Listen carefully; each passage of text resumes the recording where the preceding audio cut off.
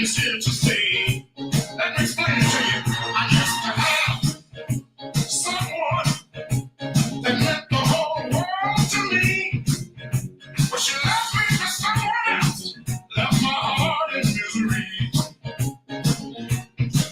That's when I found out the blues would always be a part of me. Let me tell you this. You see, when she left me, she gave me the blues. That was the last thing I thought I could use. But now I'm glad she left me. I'm glad she gave me the blues. You see, I went out and found me. I went out and found me someone new. That's why I can say this tonight. Hey, hey, the blues is alright. Hey, hey, the blues is alright. Oh, hey, hey, the blues is alright. Hey, hey, the blues is alright. It's alright. It's alright. Every day and night. Let's testify something again, y'all. Hey, hey, the blues is alright. Hey, hey, the blues is alright. Hey, hey, the blues is alright. Hey, hey, the blues is alright. It's alright. It's alright. Every day and night. I'm gonna play it for you now.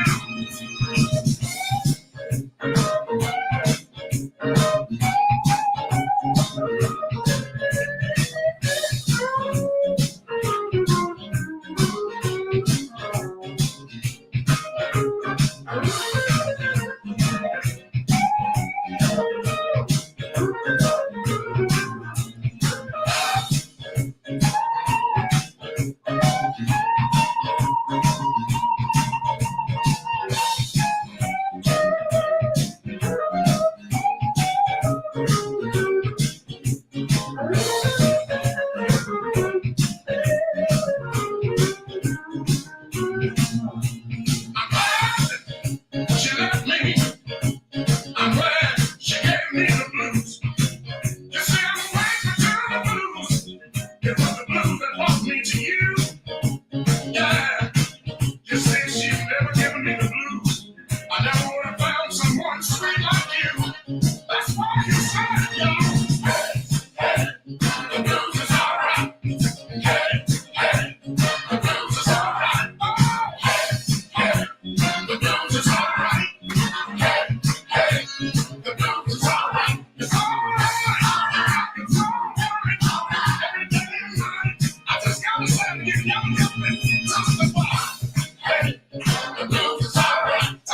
Hey, hey, the blues is alright. Oh, hey, hey, the blues is alright. Hey, hey, the blues is alright. It's alright. It's alright. Every day and night. Do it again. Hey, hey, the blues is alright. You got it. Hey, hey, the blues is alright. Ladies and gentlemen, boys and girls from around the world, this is Uncle Popular Jones.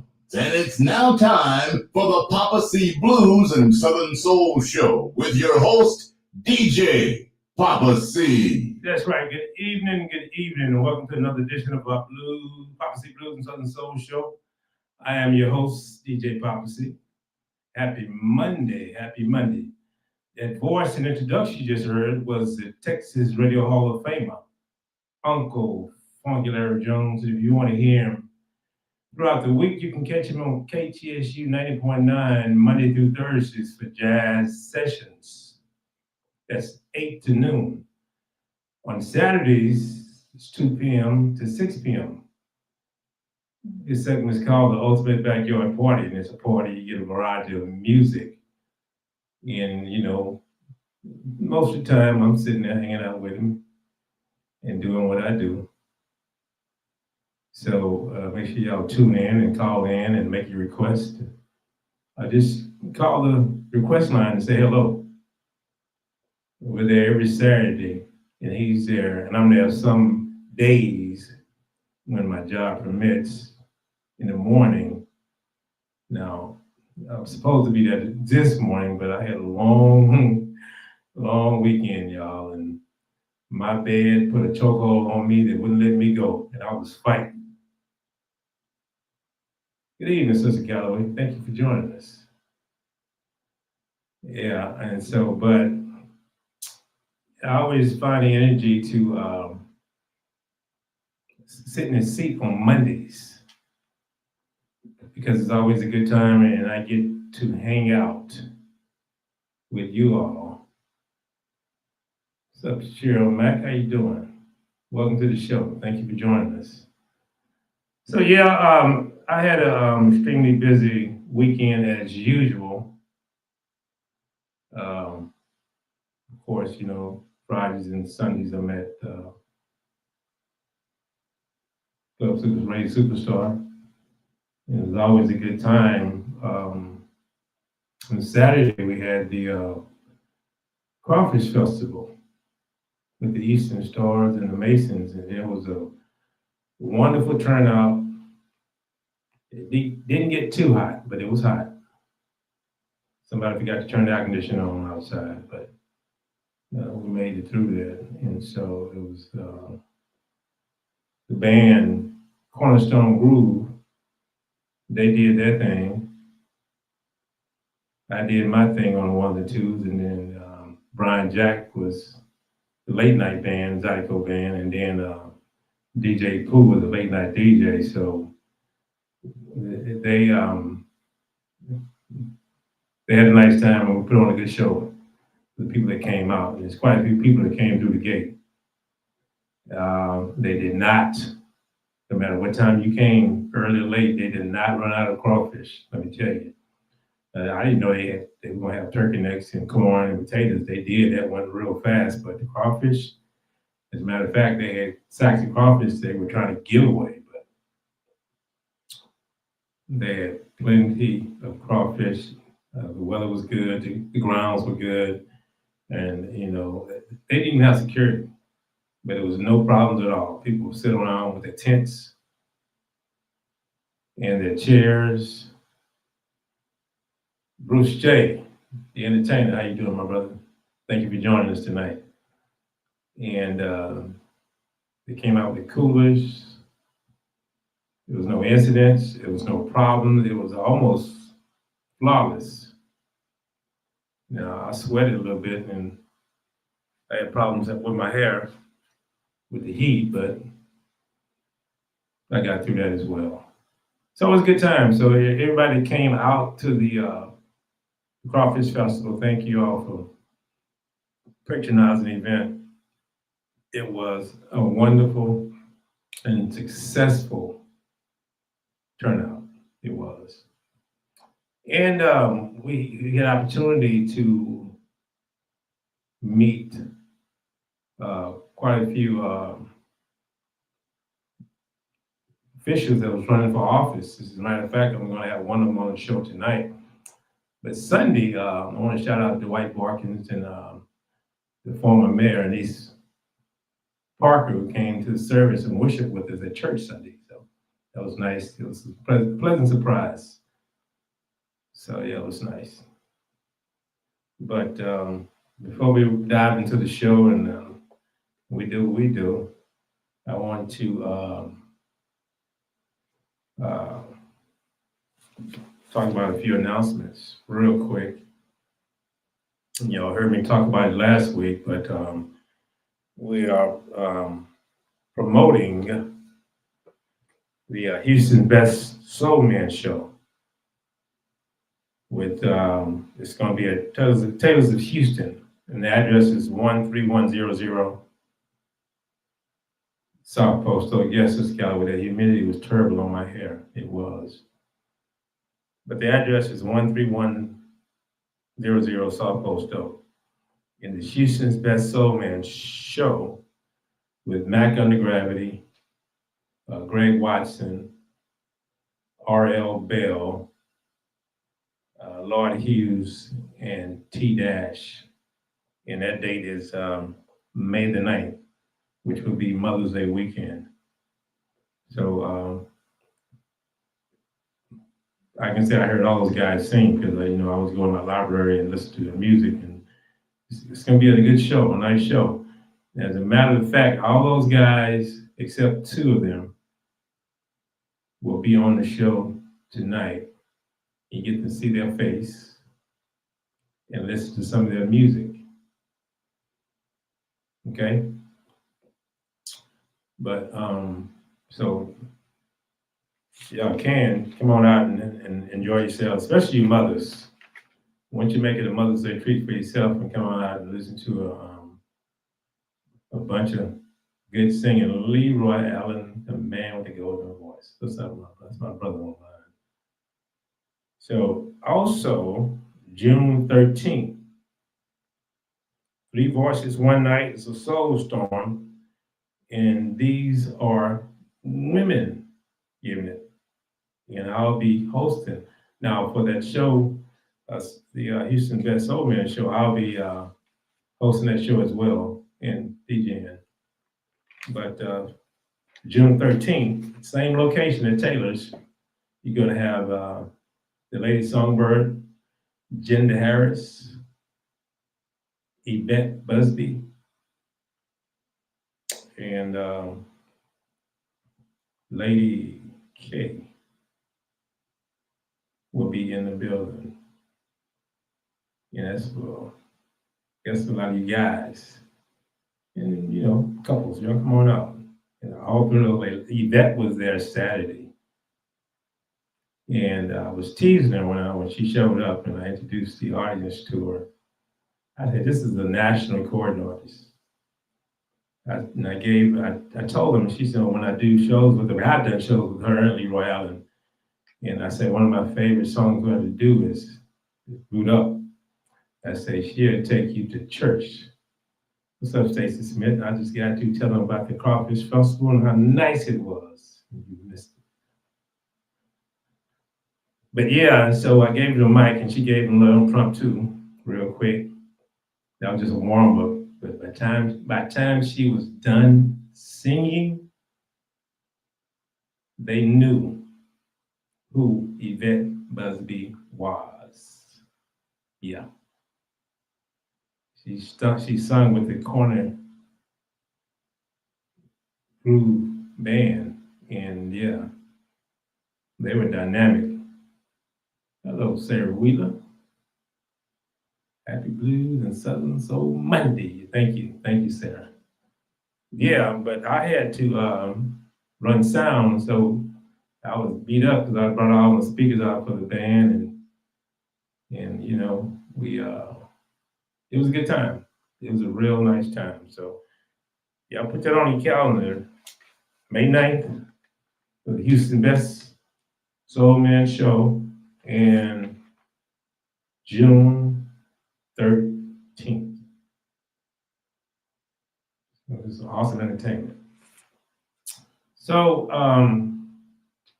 we have a heavy lineup tonight. So you normally, hello Jill from St. Louis, my sister-in-law is on the line. How you doing? Thank you for joining us. We have a heavy lineup. So normally I would play a song, but I'm gonna wait till you come back in. I have the as soon as he come back in, we're gonna bring him up. Hello, Lady Audrey. Lady Audrey sent me a text, y'all. She in a picture. She crocheted me a beanie. And I sent you a text later asking what other color. She said, gave me a blue one, so you can make the other one red, Lady Audrey. I have one blue and one red. And it's nice, y'all. It is nice. So I wore my hat, Lady Audrey. Made me call the police. Don't get my hat. Yes. So what I'm going to do, you got me? Thank you, Lady Audrey. I appreciate you. Love you. I'm going to, before I bring my artist in, I want to get my candidate out of the way. So he was in for a minute, so I'm waiting for him to come back up. And he's back up. So I'm not going to play a song. I'm going to bring him in. And this young man is the mayor pro tem of Fort Bend County. You want your brisket? I got you, Lady Archie. And he's running for Fort Bend County Treasurer and the first African American to ever do so. Yes. So Jeffrey L. Boney, he's alumni of my high school. JY, he's in the building. How you doing, man? Man, I'm blessed, man. I had to stop everything I'm doing. I got people pulling at me right now, man, to try to get some things done. But I said I gotta be on with DJ Papa C. So I stopped everything I was doing, man, to get on. I've been out here block walking, man, all over the county. But I'm excited to be here today, man. Well, let me say thank you for joining us for our Blues and Southern Soul show. As you know as well, it might be a Blues and Southern Soul show, but we've had a whole lot of politicians. By the way, Walkton told me I'm not a politician, I am a servant now. So we had a whole lot of politicians and servants Yeah, on the show. And the reason we do, one, is get folks for me, they see the signs in the yard, but they don't know the face. At yeah, the same time, we have the candidates on because we had Amanda Edwards and Kristen Menifee doing the runoffs. yeah. And Kristen Menifee, I got to say, he lit a fire because we have a comment section and they were busy. So I know out of that, he at least got one vote, if not more. Hmm. Okay. And this is just not the city of Houston. It's Rose Sharon, it's Angleton, it's the You great you international, man. You international. I yeah, get yeah, it. yeah. You know what I'm saying? I get it. Yeah. I am Papa C. I know, but you international. I overstand. I don't understand. Overstand. There you go. So why don't you introduce yourself to the listeners and tell them what we have and what we're trying to get? Yeah, man. So, thank you so much again for having me on. My name is Jeffrey L. Boney. I am a 26-year Fort Bend County resident. Got here as fast as I could from Houston. I am a proud graduate of the Jack Yates High School.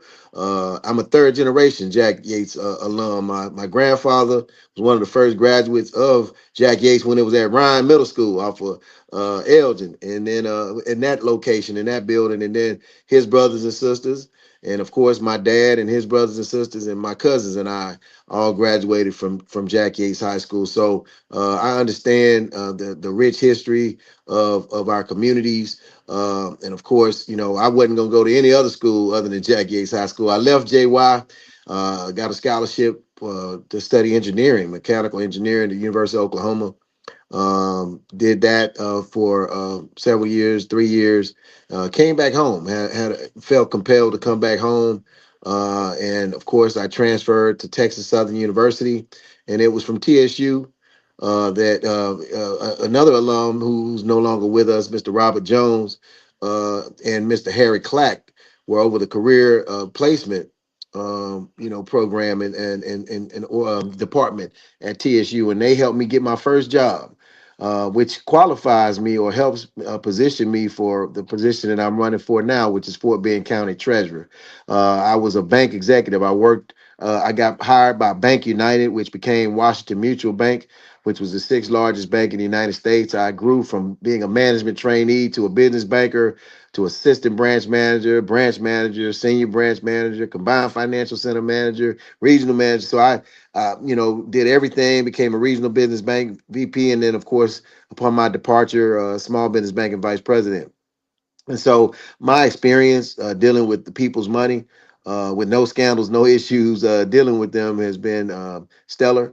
I went on from there to become the president and CEO of the formerly known as the Houston Citizens Chamber of Commerce. Now it's known as the Greater Houston Black Chamber of Commerce. I was the president and CEO for that organization, left there, started a statewide business development group called the Texas Business Alliance, where I developed key programs such as the Youth Entrepreneurship Academy, where we taught young folks how to start businesses from the age of 14 to 19 or 6 months or less.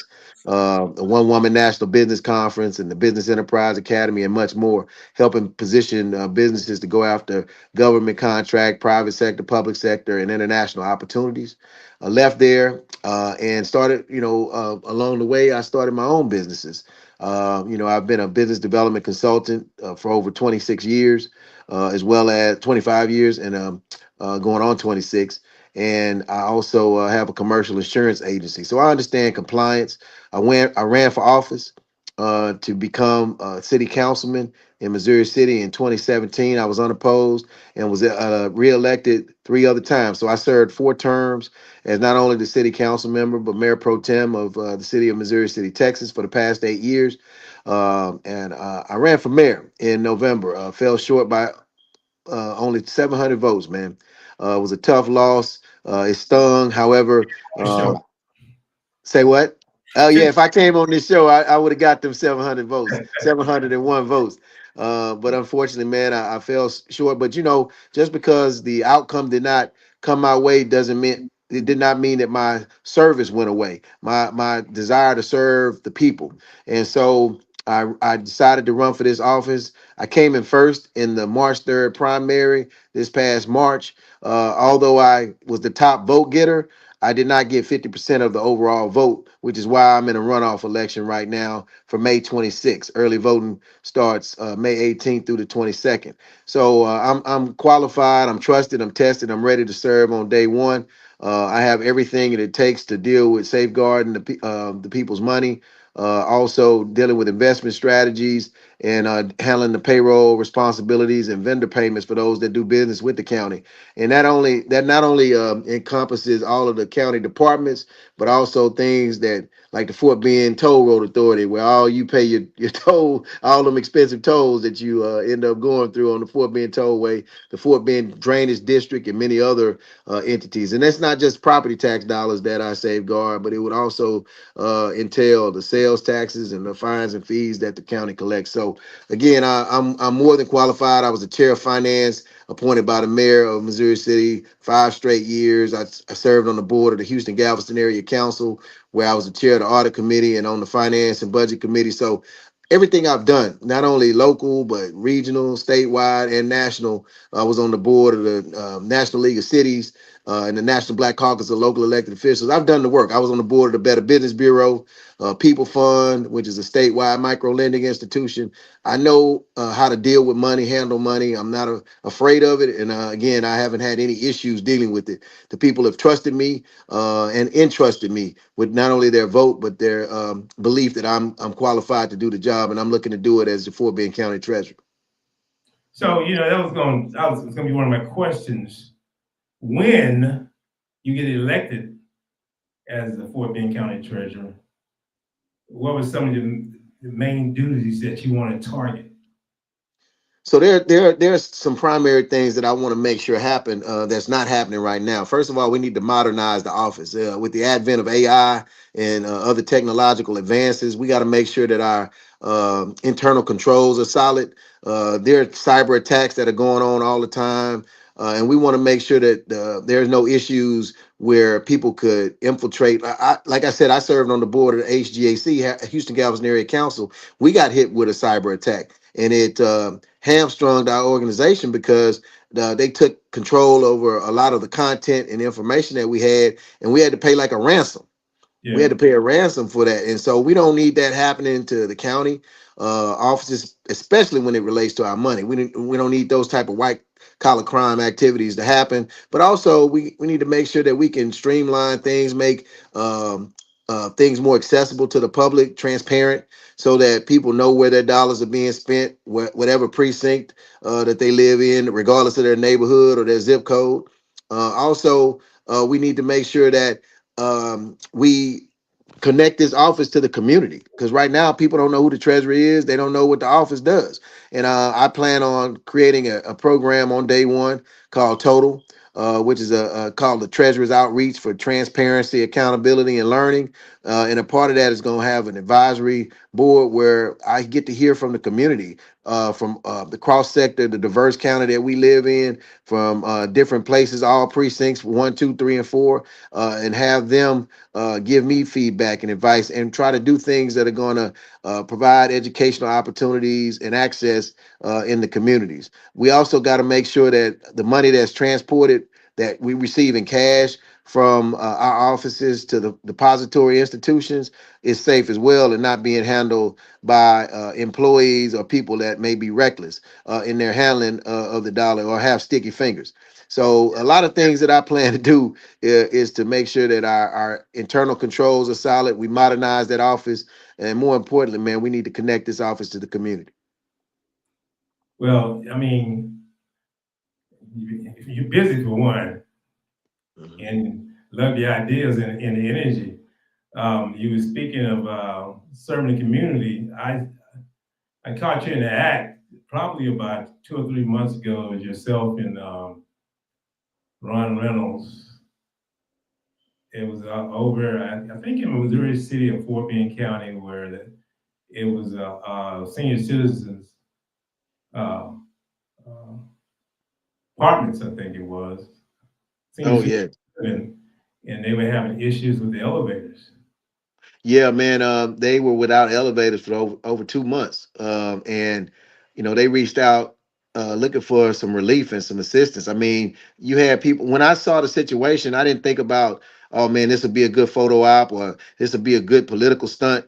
No, man, I saw my mom, my dad, my grandparents, over there. And although my mom and dad and my grandparents are no longer with me, I mean, I still saw them. I would want I would want my grandparents and my mom and dad to be treated with respect and dignity. Especially, this ain't like assisted living. This is an actual independent living apartment complex. These people paying a lot of money every month in rent to stay there, so they deserve the quality of life that they deserve. And so I was up there every single day, and I was kicking up dust. I reached out to State Representative Ron Reynolds, to State Senator Boris Miles, as well as to U.S. Congressman Al Green, and they all joined in and helped not only to get this developer, the owner of the land, the owner of these properties, fined. They had to pay like almost $500,000 in a fine because of their negligence.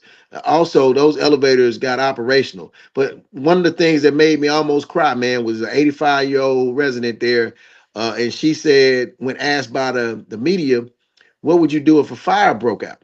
Because they were stuck on the second, third, and fourth floors. Many of these people were ambulatory. They were in wheelchairs. They couldn't get downstairs. And so if you don't have elevators, and I don't know why you would put people that are ambulatory, that can't walk, that are wheelchair bound on the second, third, or fourth, any floor other than the first floor. But they did. And this lady was asked that question, and she said, well, if a fire broke out, I can't jump out the window because I'm too old and my knees and legs are fragile. She said, so I'll just have to just pray as I drag myself down the stairs and hope to get out. I was like, no, this is unacceptable, man. We look, it doesn't matter that I'm a councilman. Titles don't mean nothing, man. It's about if you don't love the people, you can't lead the people. And that's my mantra, man. Muhammad Ali said, service to others is the rent that you pay for your time here, your room here on the earth. And so you have to serve the people and do it with a servant's heart and for the right reasons, not because you want a title. I could care less about being council member Boney or Mayor Pro Tem Boney or even Fort Bend County Treasurer Boney. If I'm not doing what's right for the people that put me in office, even if you didn't vote for me, you know what I'm saying? You still deserve to be treated with respect and have someone that's accessible, someone that actually cares and gives a damn about you. That's the way I look at life. You know, as a paramedic over 30 plus years, man, firefighter, all jobs are important, but every time that someone calls 911, every time somebody's calling 911, I don't care. We can have a real busy day or a light day or a so-so day.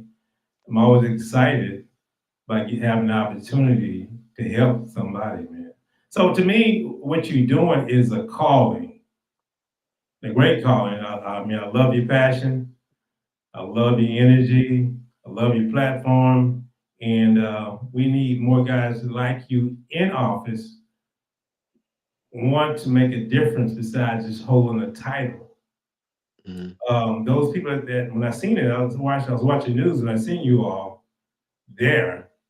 I was saying good because we need gatekeepers like yourself, and unfortunately, to make this happen. Now, I don't know what the people who own the property situation is, but to me, you know, like you said, seeing those old people there, I mean, I mean, what kind of heart do you have? But Well, that sometimes, man, that man, until I called him out and forced his hand and got the media and all of the stakeholders involved, that man had never set foot on that property that he had built. That was the first time since 2017 that he actually visited that property. And it wasn't until the media got involved and I put this pressure with the Texas Department of Housing and the Housing Authority and the Regulatory Authority TLR I think is what it's called, Texas License and Regulation. When they start getting involved, when you start putting the people in their life, that's when they start responding, and you start tapping their pocketbooks and making them spend money and bringing this negative attention to them.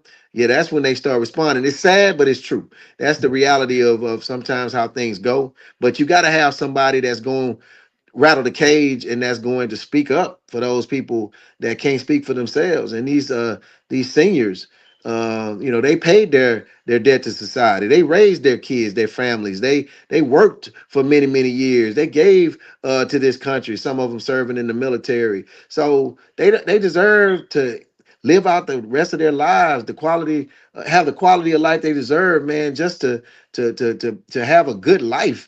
Again, they ain't looking for no handout. They spending the money. They paying. right, right, So I'm like, come on, man. What's right is right, and what's wrong is wrong. And so, I hate injustice. That's the one thing I can't stand. I can't tolerate. So, regardless of the position that I ever hold, or even not even having a position, I was a servant of the community before I became an elected. Matter of fact, I was asked 3 times by the guy that I replaced. Before he retired, he asked me 3 times to run for his seat, and I said no, no, hell no each time because I knew the level of scrutiny that goes with this job. You can walk on water like Jesus, and somebody gonna be like it's because he can't swim. You can do 99 things great and wonderful, and one thing somebody don't like, and they on social media or they in the community just dogging you out and trying to get rid of you, and stuff like that. So and then everybody want to nitpick your life, and your decisions and your votes and your this and your that. So you never make 100% of the people happy. But when you're doing it for the right reason and you know why you're doing it, it doesn't matter those naysayers or those people that are like that.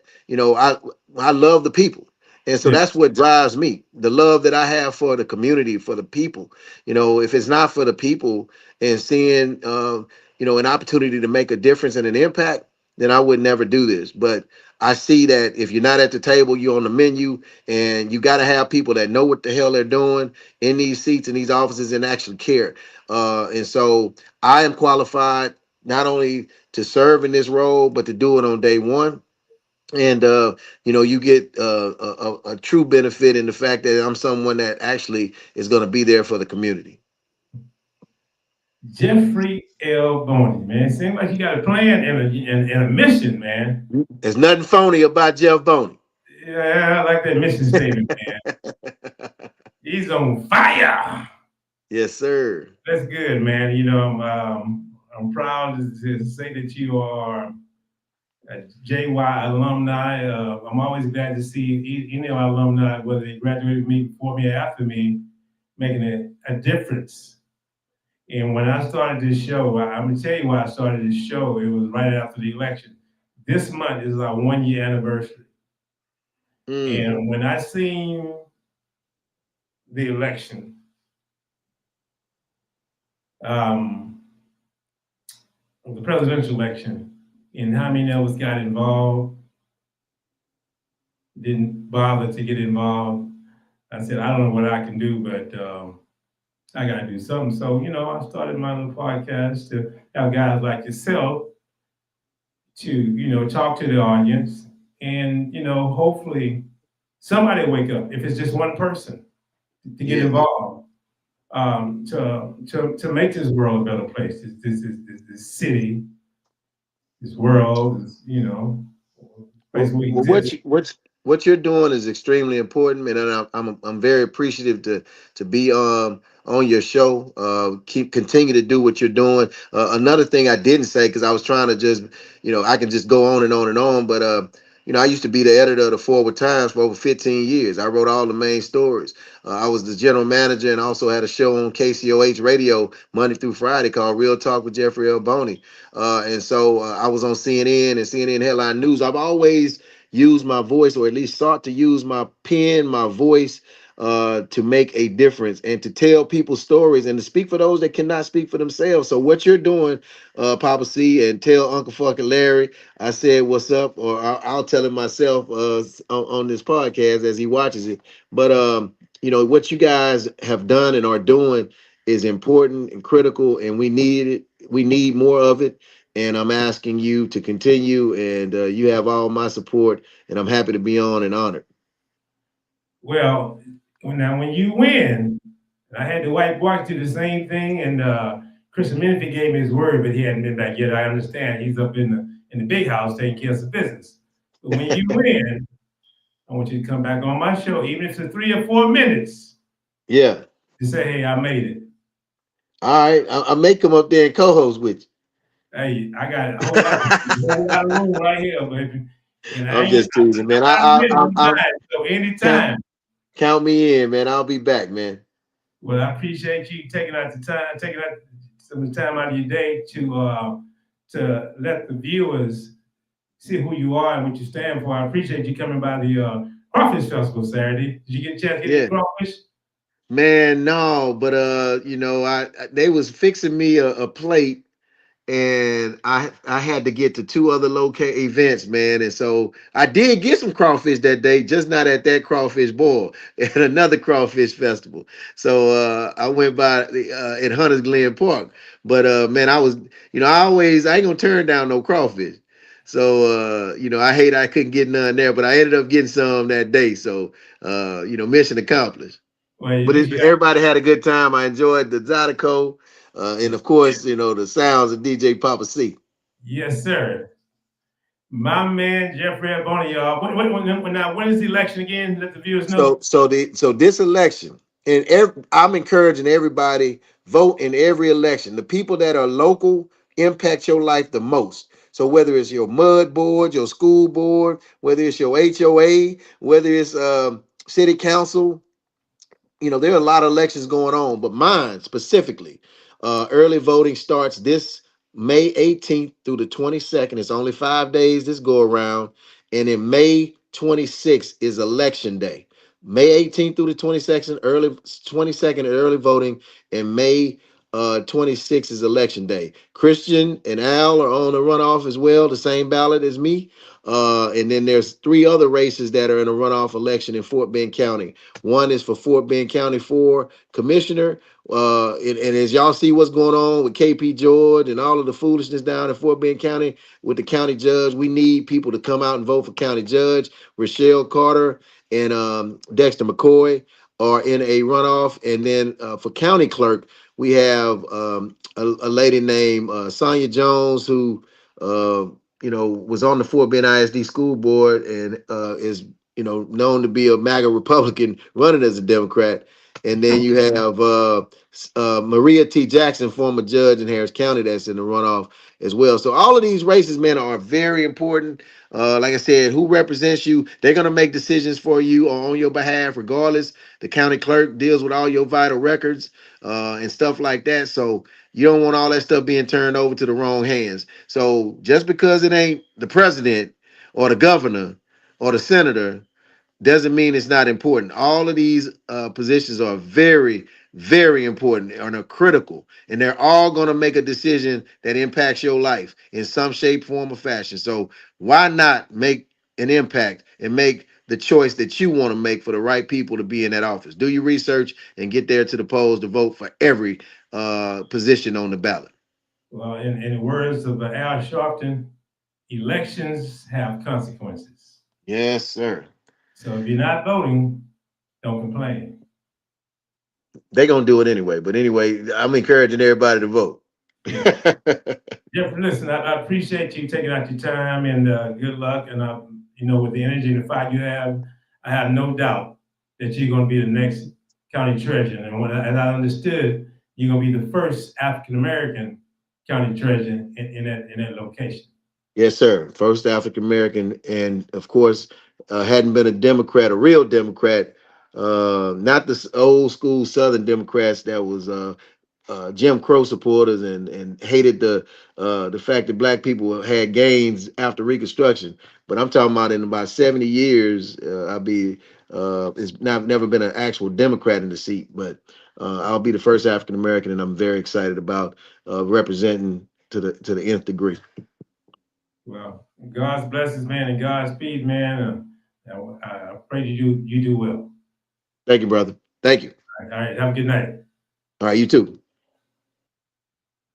That was Mayor Pro Tem of Missouri City, who's running for Fort Bend County Treasurer, Jeffrey L. Boney, and a prior graduate of Jack Yates. So what I'm going to do when my audience try to call me, I'm going to play a song, and then after this song, I might start introducing you all to our guest that's going to be on the Houston Best Soul Man show. So y'all stand by. Let me take this phone call real quick and make sure everybody get in like they should. I got 2 in right now. I got to get 1 more, and I'll be right back.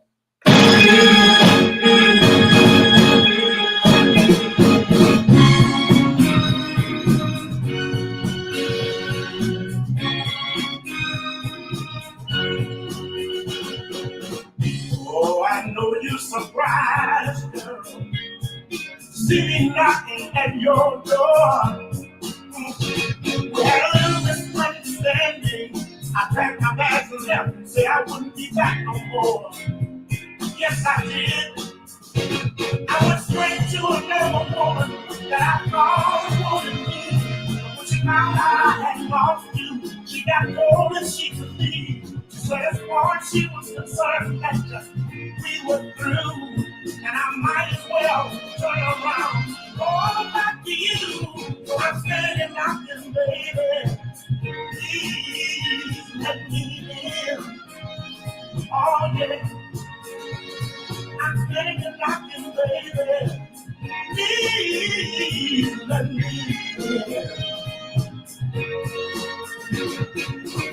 Oh, I know you don't realize how much it hurts me to have to look into your eyes.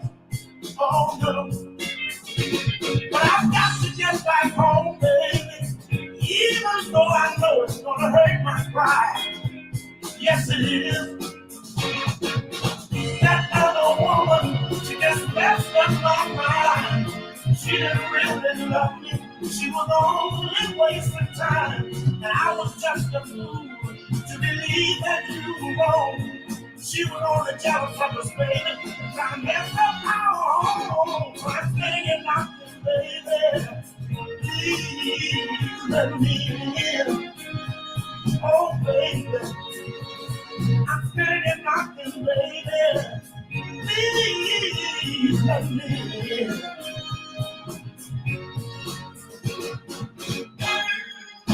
I love you, baby. Please open up the door for me, honey. I need you. I know that I was wrong, baby. Yes, I was. Would you give me one more? Oh, give me one more chance. If you do, baby. Oh, yeah. I swear. I'll make it up to you. I love you, baby. Please open up the door for me, honey. I need you. I know that I was wrong, baby. Yes, I was. Would you give me one more? Oh, give me one more chance. If you do, baby. Oh, yeah. I swear. I'll make it up to you. Yes, I will. It's cold outside right now, baby. And I need leave your arms around me right now. Please, please. All right, mic check, mic check, mic check. We back in the building. I think we cleared up our little technical issue. I see everybody's in. I got my man Greg Watson. Mac is in the building. So, as I spoke to y'all the last couple of weeks about Houston's best soul man show at Taylor's of Houston, and that's Mother's Day weekend at Saturday.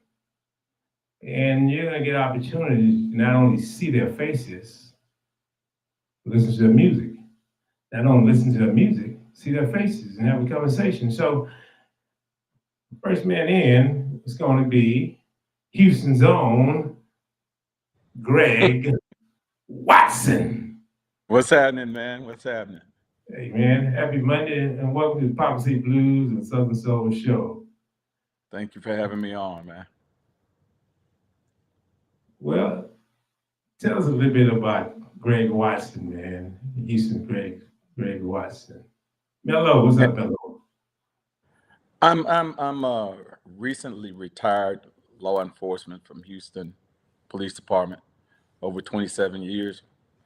I was dabbling in singing and writing music, just trying to make it through that career, you know, something to kind of keep my mind occupied. Came up with a few things that people seem to like, and some of the club owners would allow me to come sing and try my stuff out at their spots. And it just kind of took off.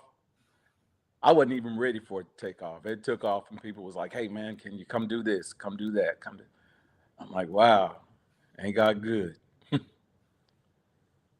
Well, I gotta put this disclaimer out there, y'all. Yeah, I've been knowing Greg Watson for a minute, you know, being a H-Town DJ, he's frequent a couple of spots that I play, preferably the little Pink Club that I play at. Hey, what's up, Mr. Cooper? He's a superstar. And there's been times where I took the mic and say, come on, Greg, give us a little bit. He said, no. And They was pimping me, man. So, like he said, he's not only just a native Houstonian, he's a public servant. He served with HPD. So thank you for your service, for one. Welcome, but the man is as multi-talented. He has that voice. So, and it's taking him places.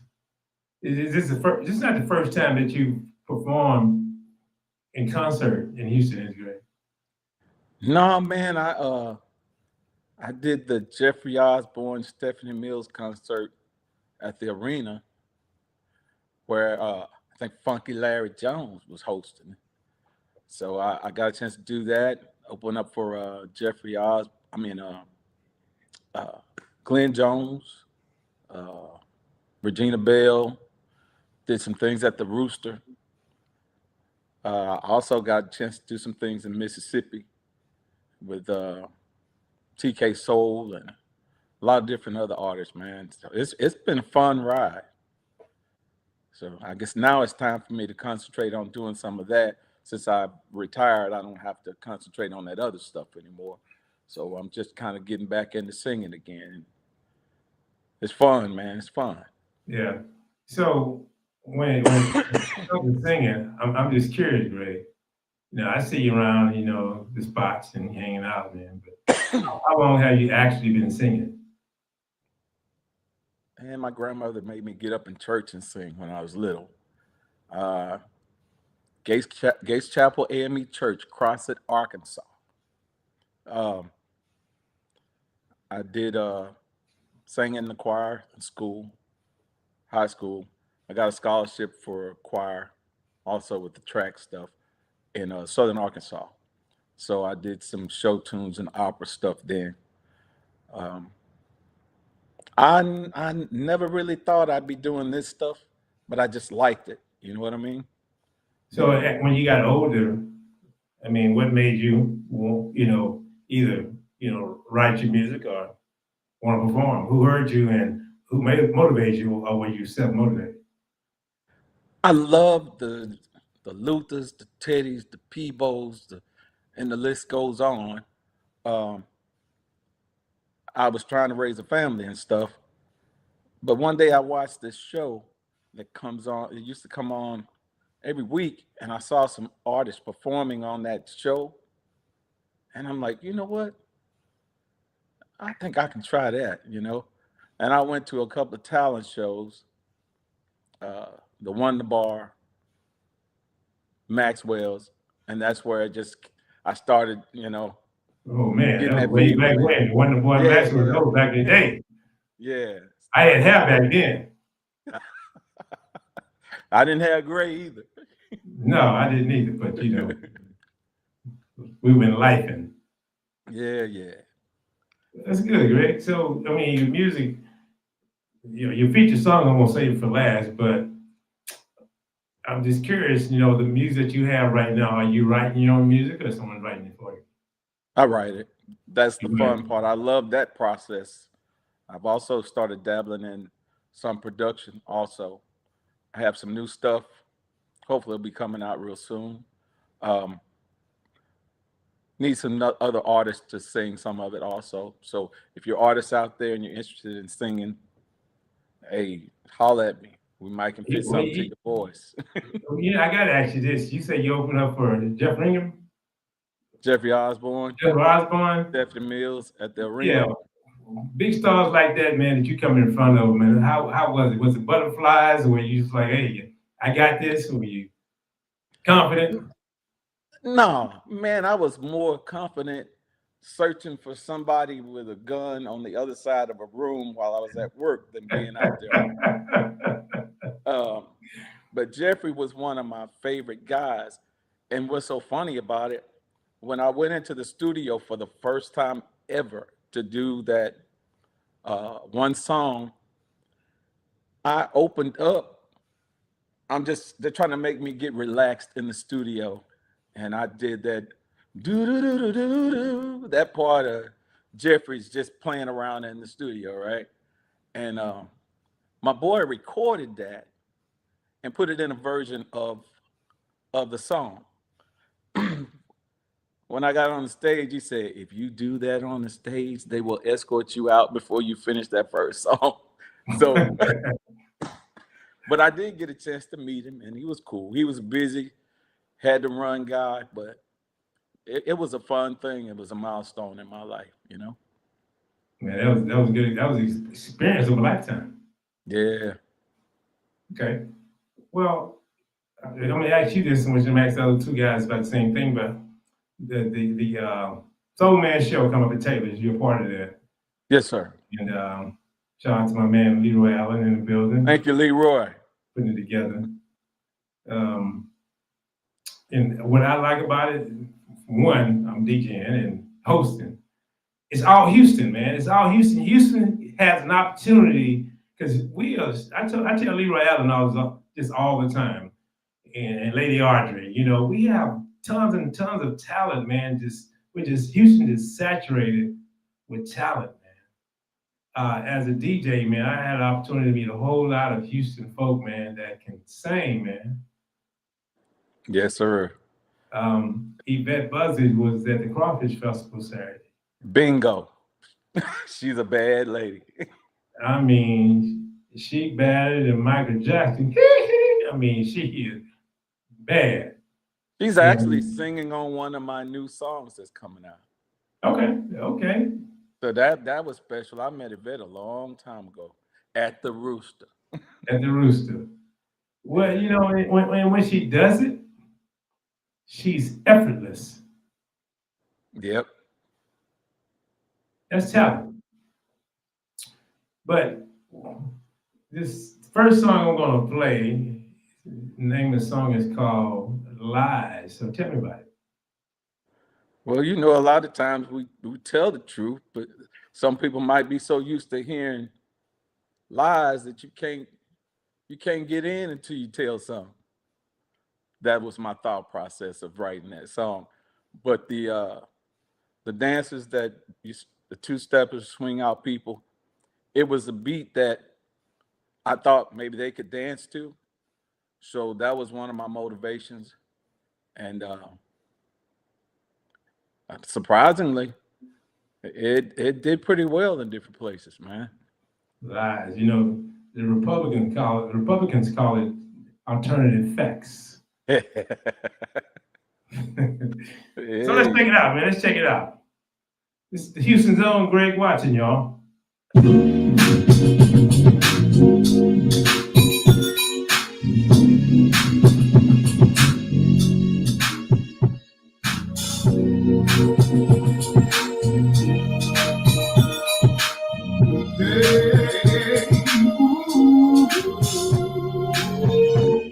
What is it that you want me to say? What is it that you want me to do, babe? To let you know my love for you is true. I'll be giving you my time most every day, and I show you that I care for you in so many ways. What does it take to make you believe? Make you believe. Girl, I want to love it every time I see you. Yeah. Whether you're near or far, you are the one for me. Yeah. I want to open up your heart and let me in. If I told you lie, that hit me in. If I told you lie, then would you see? I told you lie. You believe in me. I told you lie. That make you feel. You want me high. We never feel that way. Then you let me know.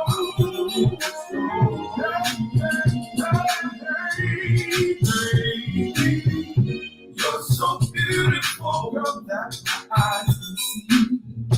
I just wanna get closer to feel your energy. I'm sitting next to me, with your body next to mine. One time,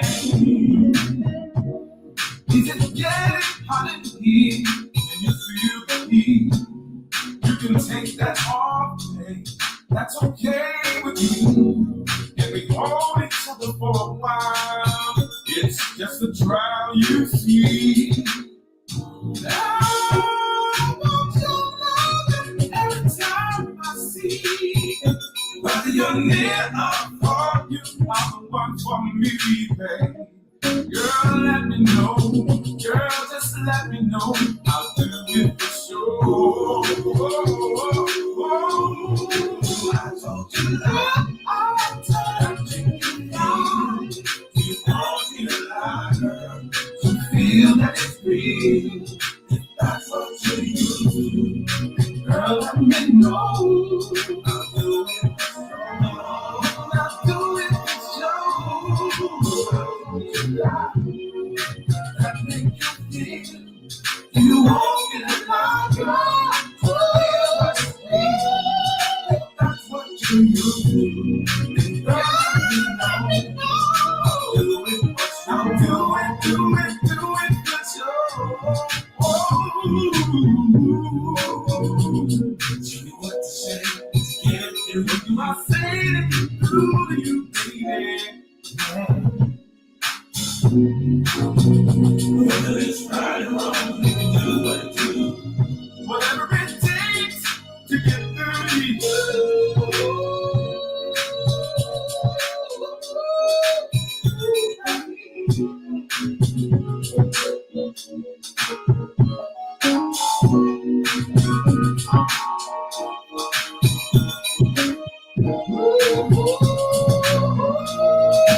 I told you that I'm gonna give me time. You put it right, told you when would you feel it is free? I told you hey, what you believe in me.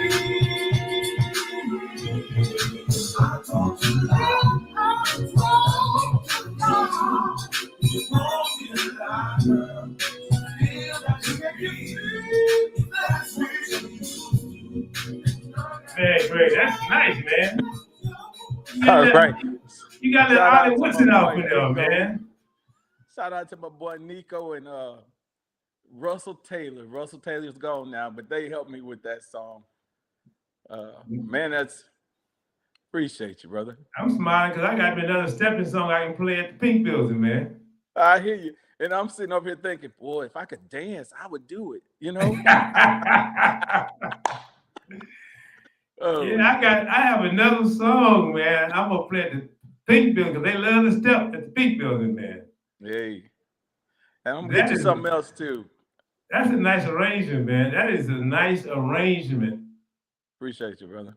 Yeah, that's nice, man. Very impressive, man. That little Ollie Woodson you got off of there, man, is okay. I didn't know you had range like that. So I don't know. Hey, I was trying not to blow out my O-ring, man.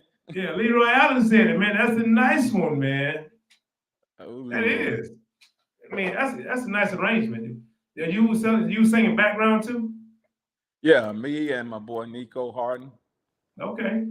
Yeah. So, So, you know, them folk who, the listeners right now online, man, I mean, y'all better get some tickets and come on check this.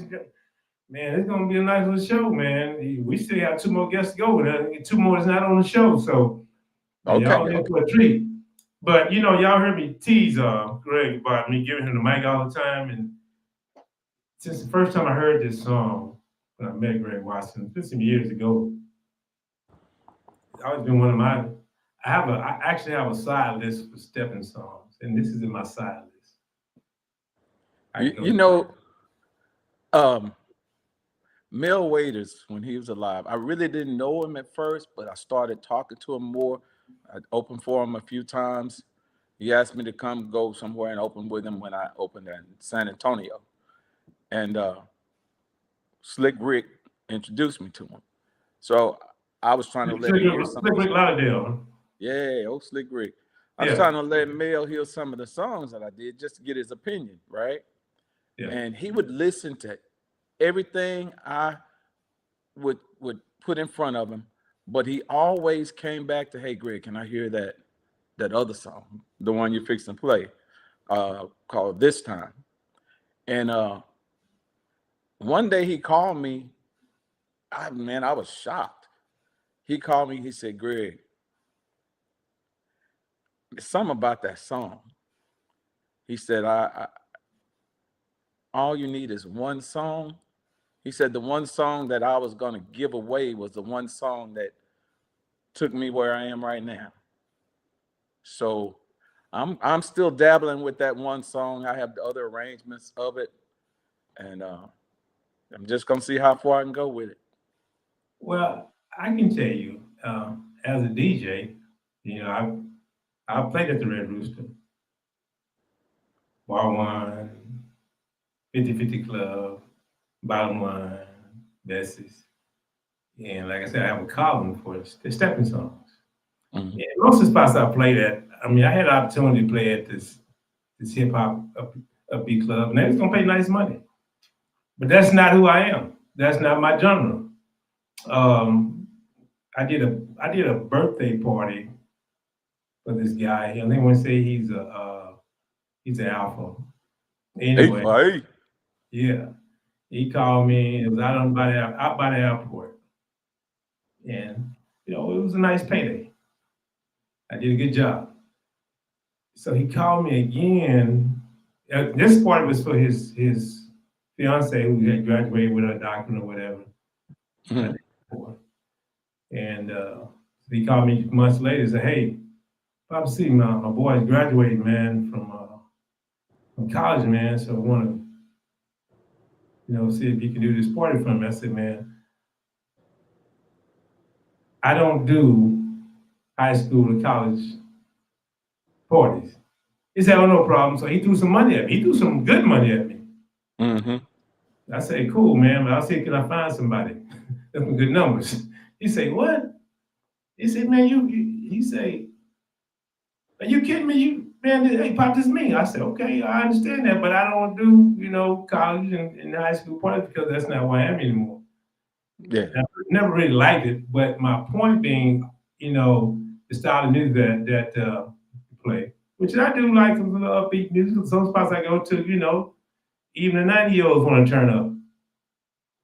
I did a birthday party for Oscar McGaw downtown, man.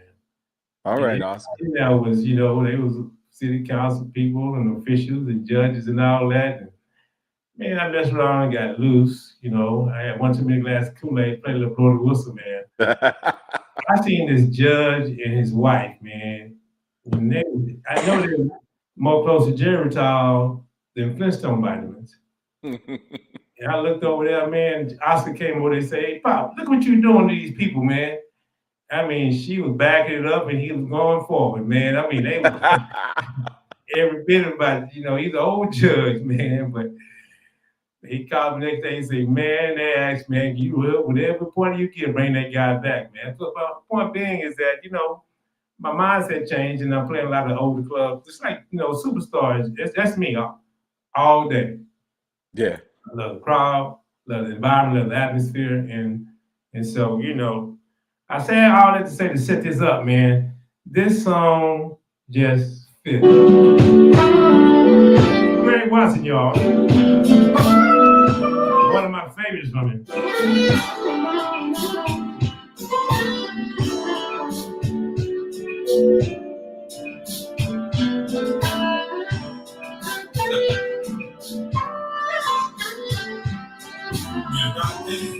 Right in front of you, tell me what you're looking for.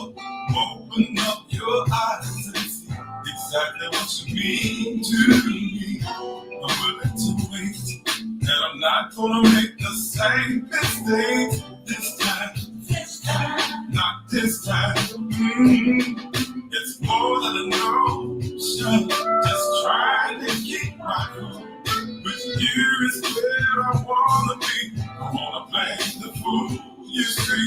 Love's made of give and take, babe. Take your time, take it slow.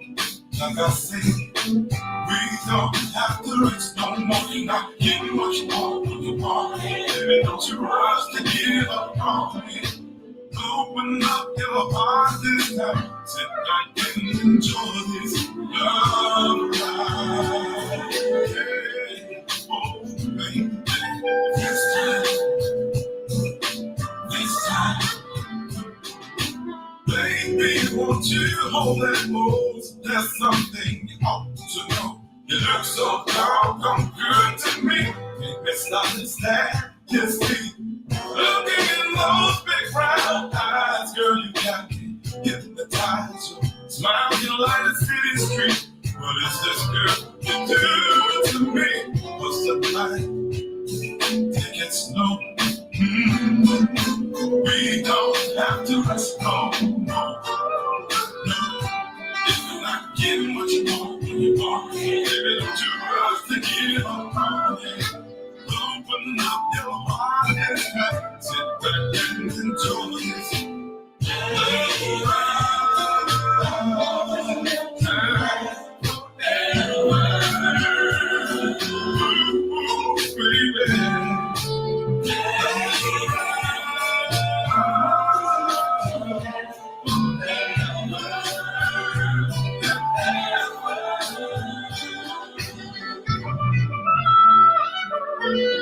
That's Ron Starworth on sax. Local talent.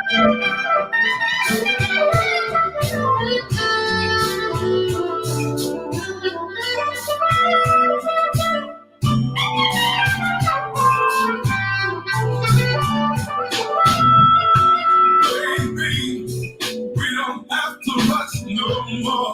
Hold on to what we got. Look at what is store. I want you, you want me. That's the way it's supposed to be. This time. Oh, baby, let's just try and take our time. I wanna get to know you better, baby. Get inside your mind. This time. Oh, baby, this time. This time.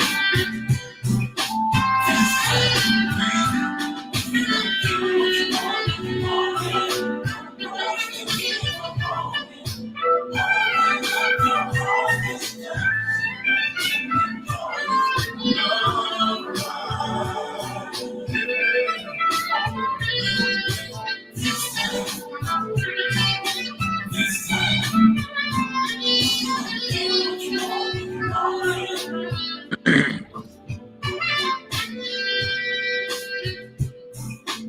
that guy stepping all over it, man.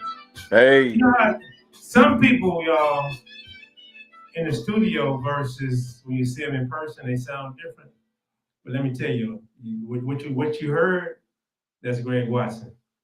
If you listen, if I give the mic to him in the club, that's Greg, y'all. So nothing changed. It's all natural, just like Don King hair. All oh boy. Greg, look, I wanted to introduce the folks to the folks who's gonna be on the show, man. So I I got two more appreciate you guests for having waiting. me on, man. And hopefully you can come back on the show, man. Hang out, man. When you make that, you got that number 2, 3, 4, 5, 6 album. Yes, sir. You come on I'd back be and more talk. than happy to. More than happy to. Until then, if I don't see you at the Pink Club, I know I'm gonna see you Mother's Day weekend because I'll be in the building. All right, man. Thank you again. Thank you for having me on. Yeah, I'll see you in the Pink Club, man. Yes, sir. Houston's own, y'all. Greg Watson. All right. Peace. All right. So, like I said, we're not gonna play the music because I got 2 more guests in the studio. And my next guy coming up, he's a Houston guy as well. As a matter of fact, I know his father real well. So would y'all show some love for my man Mac Under Gravity? Hey, DJ Poppa C, what's up, Pop? What's up, Mac?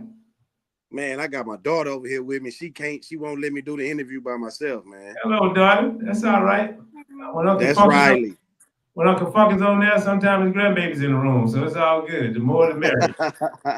Hey, it's a kid-friendly show. How about that? There it is. Yeah, that's Leroy the grandbaby.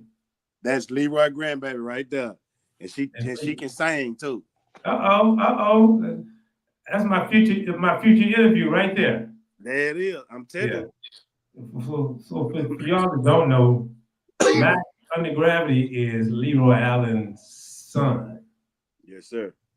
So his talent came natural. It's genetics. It's in the blood. It's in the bones. Oh, so, yeah. man, thank you for joining us, man, on our Blues and Southern Soul show. You know, as I said to Greg, the last guest, I'm promoting the show on the show, and I want the audience to get a little taste and put a face with the name, what the treat they're gonna have on Mother's Day weekend at Saturday, especially the ladies is gonna come out. Come on, all the mamas.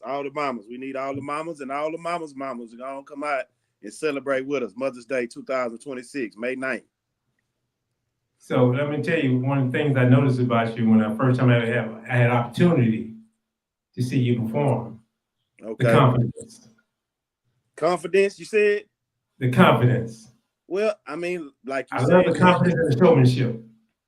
Well, it's in my bones, Pop. You know, it's in my bones. It's natural. I haven't had to think about it. You know, every time I get in front of people, I get nervous. You know, like everybody else. But it's just something in me that just say, hey, it's go time. It's go time. You know my dad. My dad is one of the quietest people in the world until he gets on that stage. When he gets on that stage, it's a wrap. He's a total different person. You know, so I won't say that I'm the complete same as him, but I'm not as I do have a lot of confidence in my normal life, but something about the stage, Pop. There's something about the stage that just you know, it does something to me, you know. I seen it firsthand. I witnessed your energy, man. It's awesome. Thank you. Yeah. But you know, Leroy had to get out the bag, man. And I'm gonna ask you this question: how does being a school teacher prepare you for dealing with folk when you entertain it on the stage? Okay, so it's funny because when I was in college, one of my first classes that I took was a public speaking class. And it was funny because a lot of the I just call them the guys that thought they were cool, they were very scared. They was like shaking, like literally had paper in their hands shaking. And like that was one of the first things that I learned. You have to learn how to speak in front of people, period. Almost no matter what you're gonna do, because at some point in time you're gonna have to speak in front of somebody. So I think everybody should take a public speaking class. I think everybody should take a public speaking class.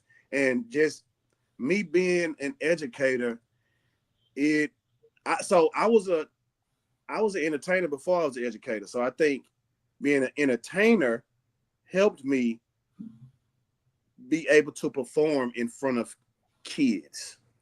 I would say it like that, because as an entertainer, you have to grab attention. You have to grab the people's attention. So I think I do a good job with that. The kids seemingly like me, but I think that is mostly, I think it goes hand in hand, being an entertainer and being able to speak confidently about anything, because like I say, my first or second choice wasn't to be an educator. I kind of like fell into being an educator because I don't know if you know, but this will be our 10th year doing we do a toy drive and a back to school drive at Park Yellowstone every year. This will be our 10th year doing it. Oh, wow. So yeah,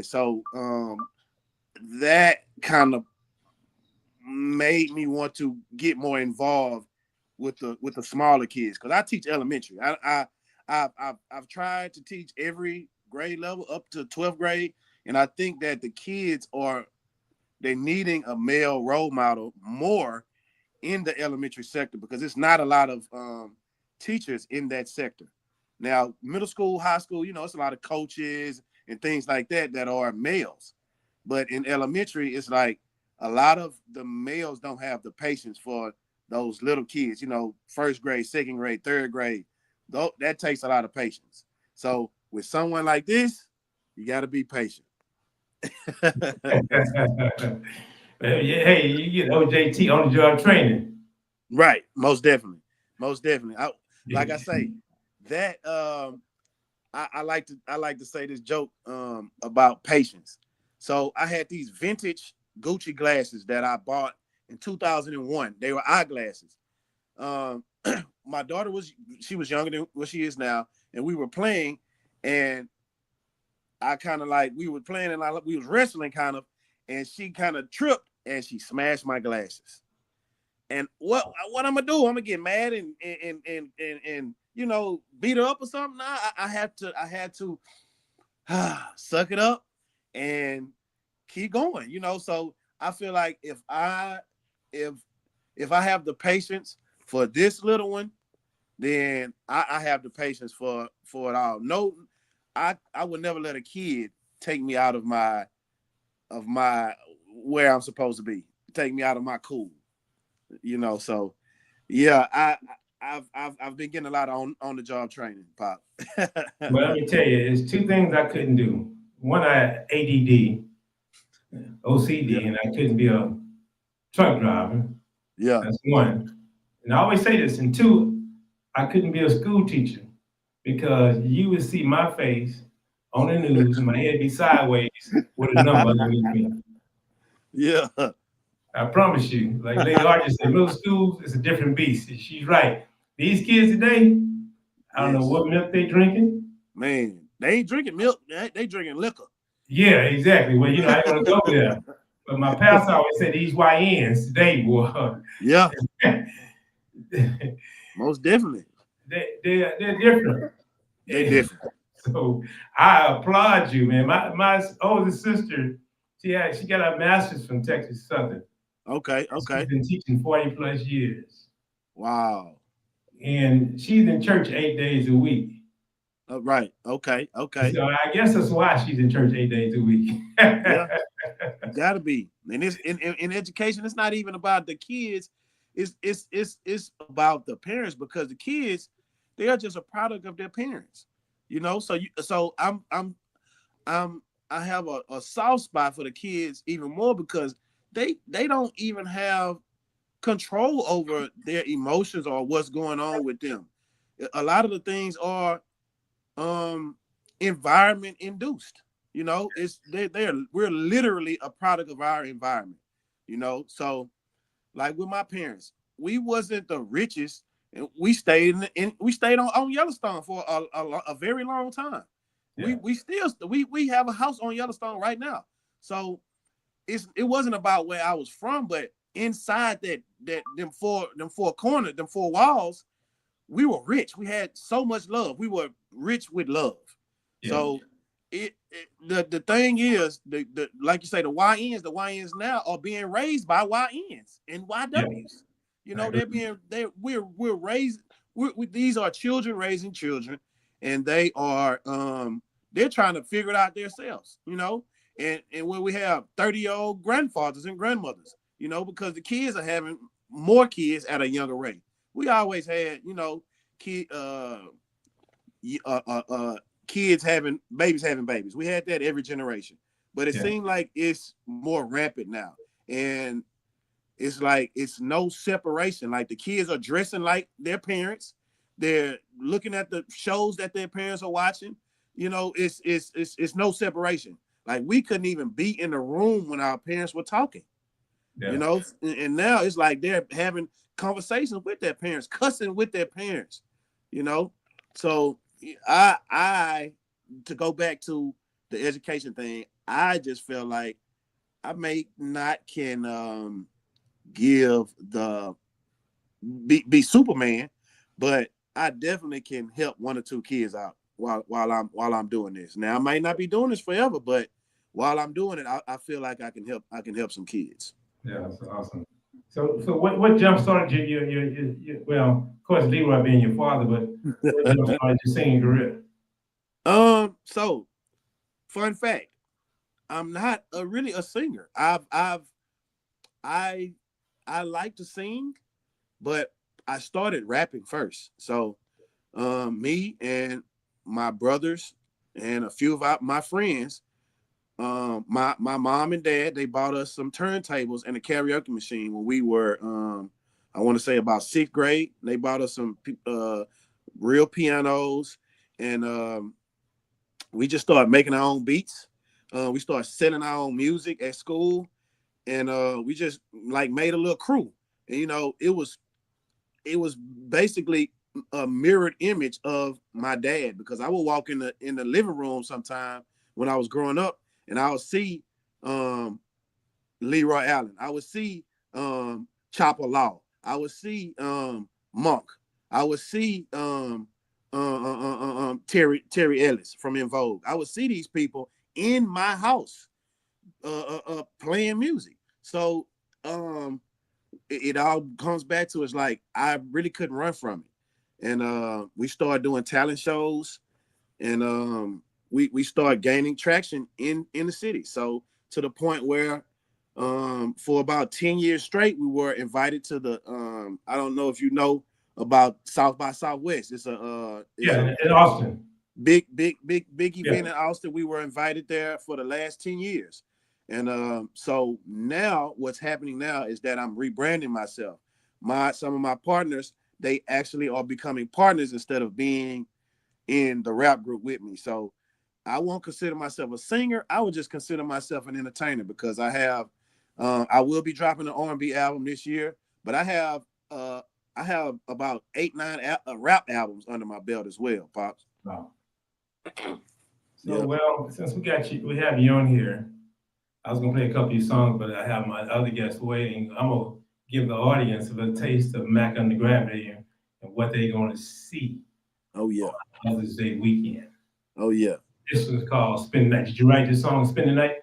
Yeah, man. I wrote this song, and I wrote it during the pandemic. So this was actually my first full R&B, slow R&B song that I've ever wrote and performed. So I've wrote some songs for my dad, but I've never wrote and performed a slow R&B song. So it was kind of difficult to make because as a rapper, it's like you don't want to be corny, but you want to express yourself. So with singing, I feel like I can express myself a little bit more than rap. I don't know if that makes sense or not, but it just seems like I can express myself a little bit more. So this was just one of the songs that, everybody was what you call quarantined. So I was like, man, let me make a song that could kind of coincide with like the times of right now, Yeah. So that's what made me come up with this song, Spend the Night. Well, let's check it out. All right.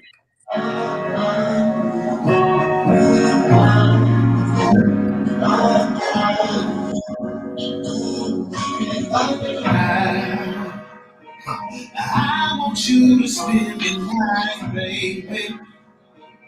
Please, won't you spend the night, spend the night, spend the night, spend the night with me, spend the night, spend the night, spend the night with me, spend the night, spend the night, baby, come on, spend the night, baby, come on, spend the night, baby, come on, spend the night, baby, come on, spend the night. I want you to spend the night with me, baby. Since you're essential, I know I've been crazy. Relax your mental, just take this vacation. I know that you've been waiting. I know you know that I've been patient. Baby, no rushing, no complaining. Baby, I'm just saying. Spend the night. Spend the night, spend the night, spend the night, spend the night, spend the night, spend the night, spend the night, baby, come on, spend the night, baby, come on, spend the night, baby, come on, spend the night, baby, come on, spend the night. Come to my house, back up there, spend the night. I got the drink, your cups and the ice. Hit that little button right there in the lights. We can do whatever you like. You can call in an autograph fight. And I hope you ain't getting no heights. No highlights. It's a hell of a flight. Let's go. Spend the night. Spend the night. Spend the night. With me, spend the night. Spend the night, spend the night, baby, spend the night, spend the night, baby, come on, spend the night, baby, come on, spend the night, baby, come on, spend the night, baby, come on, spend the night. Why don't you spend the night, spend the night, spend the night? Why don't you spend the night, spend the night, come on, spend the night, baby, come on, spend the night, baby, come on, spend the night. 2020. Where you going? Pandemic.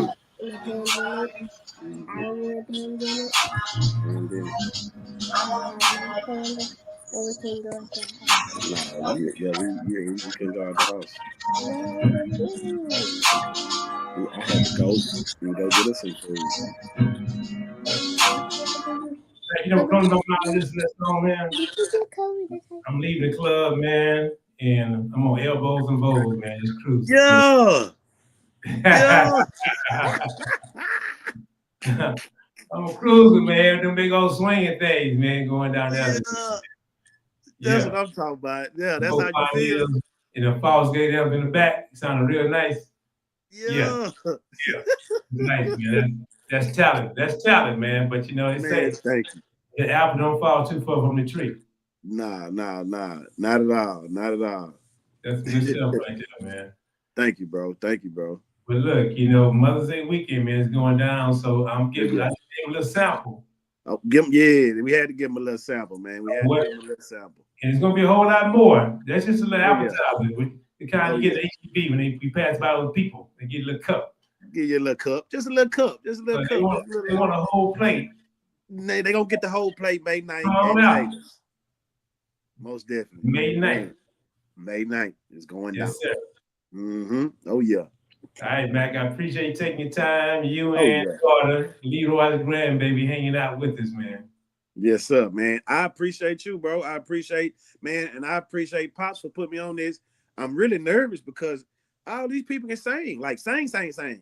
You Yeah. know, and I'm the rookie on the scene, and I'm just happy to be a part of it.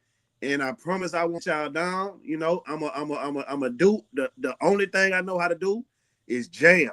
That's all I know how to do, man. And I man, so another thing is T Dash that's on the show as well. Yeah. This is one of my close friends, man. Yeah. I've seen his progression as an R&B singer. I've seen him. I seen him from the bottom. Yeah.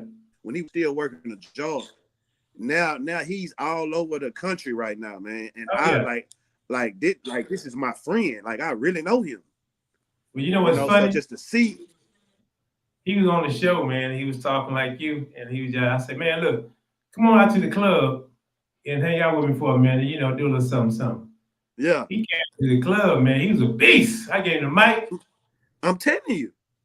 And he got busy around the whole club. And those ladies, man, I said, man, like, do I need to call the police, man? Do you need a bodyguard? Do I need to put my Superman suit on? Because they was all over. I'm telling you, man. The man is the truth, man. The man is the truth. I went to Leroy and Chopper. No, was it Leroy and Chopper? Yeah, they performed for I want to say Walter D's birthday. Right. Everybody in Walter D. So I went out.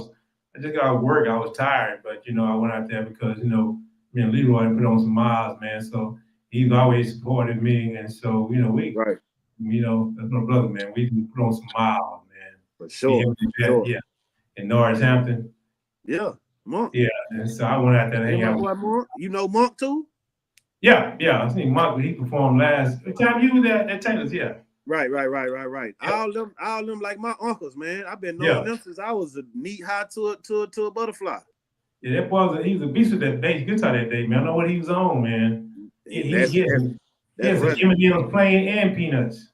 Yeah, at night he did his thing with that bass guitar. Most definitely. But yeah, so I ran to T Dash out there at Walter D's birthday party. We chopped it up for a minute. I said, man, come on my show. He said, here, take my number, man. A lot of time artists, I've been doing this show for a year. Right. Okay. And I talked to Tucker. Me and King George had a hour-long conversation. Roy Anthony, Magic One, Leroy Allen, Yvette Busby, Chopper Laws. A lot of them, man. And a lot of artists say, hey, I'm going to call you, I'm going to call. A few of them right now in my DM, man. I'm going to get with you. But T-Dash said, man, hit me up, man. Here's my number, hit me up. I called me, I said, oh, okay, well, you want to do it? And boom, he's in the building. Most definitely. Man, yeah. If I call T-Dash right now, he going to pick up and say, man, everything all right? Yeah. That's how he is. He that type of person for real, man. But he going to start singing, you don't belong to the trail ride. Yeah. If you ain't got on no boots. Man, the man you don't belong at the trail ride. Mm-hmm. If you ain't come to get loose. Hey. Yeah. My man Mac Under Gravity in the building, y'all. Come on, man. Leroy Allen's son. I call every time I talk to Leroy, I say the man with the golden voice. Come on, man. Nah, for real. Himself, man. Man, for real. But Mac, I catch you May 9th, man. Man, I'm ready. I'm ready to see you, man. I can't wait. Yes, sir. We'll be in the building. All right. Much love, man. Thanks for having me, bro. I appreciate you.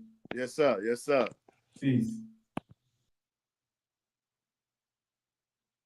All right, y'all. We're going to keep it rolling.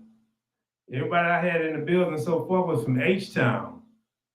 But this is one artist coming in right now. He's kind of special. I was listening to his music, and he has a unique voice. And guess what? Even on The Voice. But guess what? That's going to be his story to tell. So y'all help me welcome R.L. Bell to the show. Hey. How you doing, my brother? Well, let me say welcome to the Poppa C Blues and Southern Soul Show, and thank you for taking out some your time on the Monday night. Hang out with us for a minute. Oh man, my pleasure, brother. My pleasure. Mm-hmm. What city are you in? I'm in Houston. Are you? Well, actually, I'm in Houston, but I'm in Spring. Okay, you're in Spring. Yeah, no, you're not, man. You out of town. You got to pack a suitcase. I know what you're saying, man. I hate going down 45, man, because everybody Yeah, I lives know, right? man. I think they have 4 lanes. They need 12. That's right. That's right. That's right. That's how it is out here. Yeah.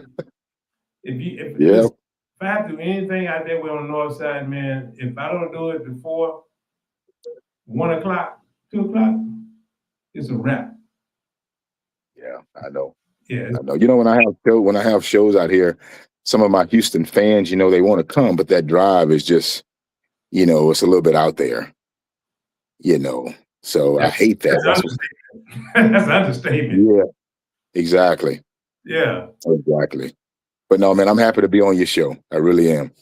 Okay. Well, tell the listeners something about R.L. Bell. Well, RL, well, first off, you know, like a lot of us singers, we started off in church, right? Yeah. And my mom, I have 2 other brothers, and my mom had us singing. I don't know, maybe I was 5, my other brother was 3 and 2, and she had us singing in front of the church, in front of the congregation. So I'm so used to singing in front of a crowd. The crowd feeds me. The bigger the crowd, the better for me. You know, I used to be a little nervous when I get up, but I grew out of that, right? And entertaining is what I think God put me here for, is to put out that message through song. You know, so you know, I tell my mom and my dad, because they're both sing. My whole family sings. And, you know, when my dad is a minister as well. And I used to look at my dad. You know, when I was on these television shows, they say, who do you look up to in the music world? I like a lot of singers, but I always go back to my mom and dad, because I used to listen to my dad sing. You know, I mean, he was like a Luther Vandross #2. You know, and I used to look at that and then listen to my mom. She played the piano and organ for all these churches. And then I would hear her sing. And I said, you know what?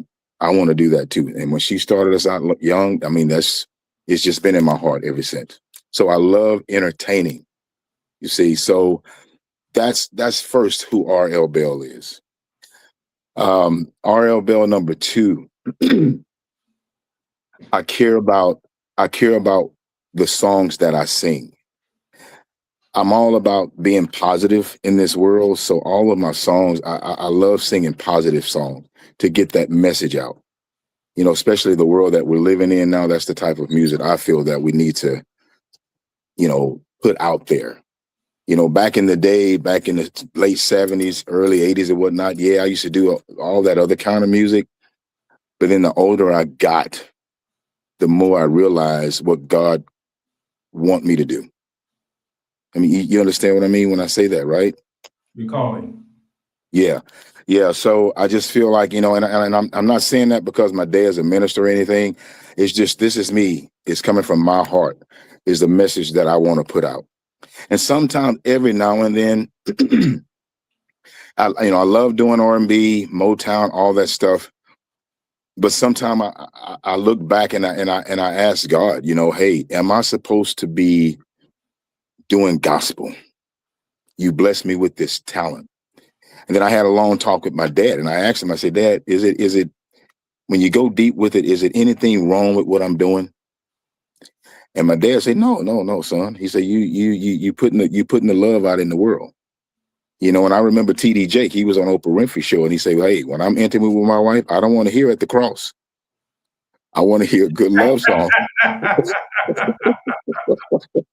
You know? Woo!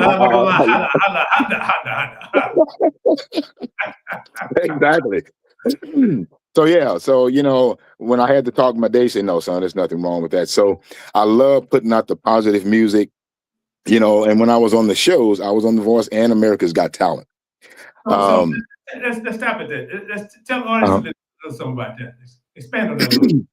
So I was on America's Got Talent. I was not going to do it at first, because I was on The Voice and they took me off of The Voice. I mean, this is a true story. They took me off of The Voice because they told me I was too good. At that time, I did not understand what they meant by that, because I'm thinking if I'm too good, I should be on the show. So I went on that show and I did one of, I think, House Is Not a Home by Luther Vandross. And I went in there and I killed it. I mean, I did some stuff that Luther doesn't do, because I was in the bass and went all up in that falsetto stuff. And they were looking at me like, and they were just blown away. And one of the head producers said, man, you are good. You almost too good, though. And I didn't understand that. And so I went out and I did it again, and I did another Luther song, and I blew that out of the water. And another producer told me, say, man, why are you even here? Why are you on this show? Why haven't you made it big yet? He said, man, you are just so good, blah, blah, blah, right? And so they had a meeting about RL Bell, and they told me that they weren't going to be able to use me on the show. And so I went to my dressing room and I was changing, and one of the managers of the show came in my dressing room and he said, RL, do you ever watch the show? And I said, yeah, I watch it. He said, well, you know, when you have the judges on, like your Lionel Richies and your whoever else in those chairs, and they spin around to be one of your coaches to show you something that's going to make you win the show. He said, man, you better than the singers. You better than the stars in that chair. That's why they say that you're too good. So I was just thinking, and I told him, I said, well, I guess the show is not about us singers. It's about the stars in that chair. Yeah. You see what I mean? So let's just use Lionel Richie, you know, for example. Had I picked Lionel Richie to be my voice coach, what they're saying is nothing Lionel could show me. So they want someone that's down here. So what my brother told me, say, man, what you should have done, you should have gone in there and just gave them Robert, because Robert is my real name, right? But I go by RL now. And he said, but you went in there and you RL'd it too much. And I'm like, yeah, I guess so. So right after that, they say, well, you're right. So after that is when I got a call from America's Got Talent. I didn't have to audition for that show. They wanted me on the show. I got to the show and they knew everything about me. And what they told me, they, you know, Nick Cannon was on the show. He was hosting the show at that time. And I had a meeting with them and the lawyers. And they said, man, we need you on the show, RL. And at that time, I didn't know that I was going to be the ladies' man on the show, right? When I was on that show, I was going to do Purple Rain. That's one of my killer songs. But they begged me to do Me and Mrs. Jones because I'm the ladies' man, and that's a sexual song, right? Right. And then when I was on there the second time, Reba McEntire was going to be the special guest, and she was the lady. So as I'm the ladies' man, let's get a special guest that's female. I was going to do Lady by Kenny Rogers because she's country. They asked me if I would do Let's Get It On by Marvin Gaye because it's a sexual song. I didn't have a problem with any of that. I went and I did it. I enjoyed it. A lot was getting ready to happen from that show, but then COVID came and stopped a lot of production. You know, they called me back to the show to go out on a date with Tyra Banks, and they wanted me to serenade her on the date, right? And but like I say, COVID came and it stopped everything. So now I don't know what's going to happen with that, but what that did for me, that got me world known because that's a national show, right? So it literally helped my career, you know. And I mean, I have fans here, fans there, and what they're looking for my project. They're looking. So we're just now starting to put more songs together. I think you might have one of my songs now.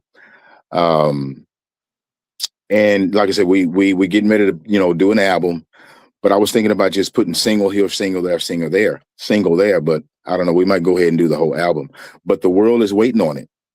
Right. So like I said, it's a blessing for me to be on your station, you know, because it's just a step for me that's going to help me just by being on your program, you know. So I really truly appreciate that. But yeah, that's RL Bell. Like I said, I sing around Houston. I've done the Houston Super Bowl. I've done the Houston Sports Awards. I've done a lot of big things. I have my full band. I have a 9 to 10 piece band, and we play everywhere. I was actually getting ready to go to Dubai. We were getting ready to perform in Dubai. I'm glad we're not there now because of what's going on in Dubai. Right. Right. Yeah. And another thing I was asked to do, I was asked to go to Kuwait. And it was always a question mark there because I didn't know about the safety or whatnot. But a multi-millionaire was trying to book me in Dubai and meet a royal family there. They wanted to meet Ariel Bell. And I know this is all from America's Got Talent and The Voice. But, my grandfather and my dad always told me when something does not work, it was not meant to be. Right. So I don't look back at that. I just look like, it just wasn't meant to be. And another little quick story. Otis Williams from the Temptations. He knows a lady that I know. She used to sing with a lot of stars back in the day. And he was in New York City and he was watching people do his song, My Girl. And he ran across my video on YouTube, on my YouTube channel, when the Houston Super Bowl was here. And I performed that. And I was hitting some notes and everything in there that they've never hit in that song out of all the years they've done it. He told her, look at this guy doing my song. She said, Otis, that's my friend RL. You know this guy? And she said, yeah. So they called me. She had my number. They called me at 11:30 one night. And she said, I got someone want to talk to you, RL. I told you I was going to hook you up with somebody. He get on the phone. He said, RL, this is Otis. I'm like, okay, Otis. He said, Otis Williams from the Temptations. I'm like, get out of here. He said, yeah, it's Otis from the Temptations. He said, let me tell you something, RL. You're a bad dude. That's just what he. That's just what he. He said, you are a bad dude. He said, what you did to my song, My Girl. He said, we've been doing that song over 60 years. And what you did to it, we've never done. He said, I looked at a couple of more of your videos on your YouTube channel. And he said, your vocals are all over the place. And he said, what I mean by that is you're down in that bass, tenor, and all the way up in falsetto. He said, I've had so many people in and out of my group, but no one has ever been able to hit bass all the way up to falsetto. And we talked like we've been knowing each other for years. And he asked me, he said, how would you feel about becoming a Temptation? And I told him, I said, Otis, I don't look like y'all, man. I'm a bodybuilder. I got long hair. He said, Ariel, I need all of that. Right. And we talked some more. And then the question came up. And he said, Ariel, have you been vaccinated? And that's when the vaccine, you almost had to be vaccinated to travel. Right. And I told him, I said, no, I'm not vaccinated because I was against it. And he said, yeah, you got to be vaxxed. He didn't want to do it either, but he had to because they travel. And so he gave me his personal number. And he said, Ariel, he's basically begging me to be a Temptation. And he said, I'm going to give you my number, which I never do. He said, but the minute that you're vaccinated, I'm going to fly you out, get you dressed, learn the steps, and you're going to be my Temptation guy. And I'm like, okay, blah, blah, blah. We talking. We hung up. The next day, she calls me. And she told me, she said, Ariel, please go get vaccinated. She said, I've been knowing this man 30 years, and I've never seen him act this way over somebody. She said, you're going to be okay. You had COVID twice. Please go get vaccinated. She said, if you decide to do this, you act like you don't know what I'm about to tell you when you talk to him. I say, what? This man is talking about making you the front man of the Temptations. I'm like, no. And Pop, you know what I thought about that, man? I said, why didn't the Temptations come to me before COVID? Why didn't it happen before COVID? Because I knew something was going to come big my way to challenge me to take that vaccination. And I talked to my dad about it. He said, well, son, you can't get no bigger than the Temptation. I said, oh, my goodness. And then I start looking at the name of the group, Temptation. And I start putting all that together because I was raised in church, man, and I believe in prayer. I really do. And I prayed on it and I prayed on it. And I even prayed on it after I talked to him. And I said, God, what should I do? And God told me, you keep your trust in me. I'm going to take care of you if you catch COVID. Don't mess with that vaccination. So I didn't do it. Wow. But I look at that. I look at, I mean, I can call Otis right now and tell him I'm vaccinated. And I'm pretty sure he'll fly me out, because I mean, this man was crazy about me. But I just look at that and I say it was not meant to be. And I let it go, you know. So I'm moving on and I'm continuing to do what I was doing before COVID. And I say every day that everything has its time. Everything has its time. So that's my little story that I wanted to share with you guys. But Yeah, that is fascinating. I've had over the years, this is my 1 year anniversary month. okay. Uh-huh. And I've had some interesting interviews and conversations, but this is good stuff, man, and fascinating. But you Yeah, know, man. Uh-huh. Shirley Caesar, the gospel singer, told a similar story. Oh yeah, I know her.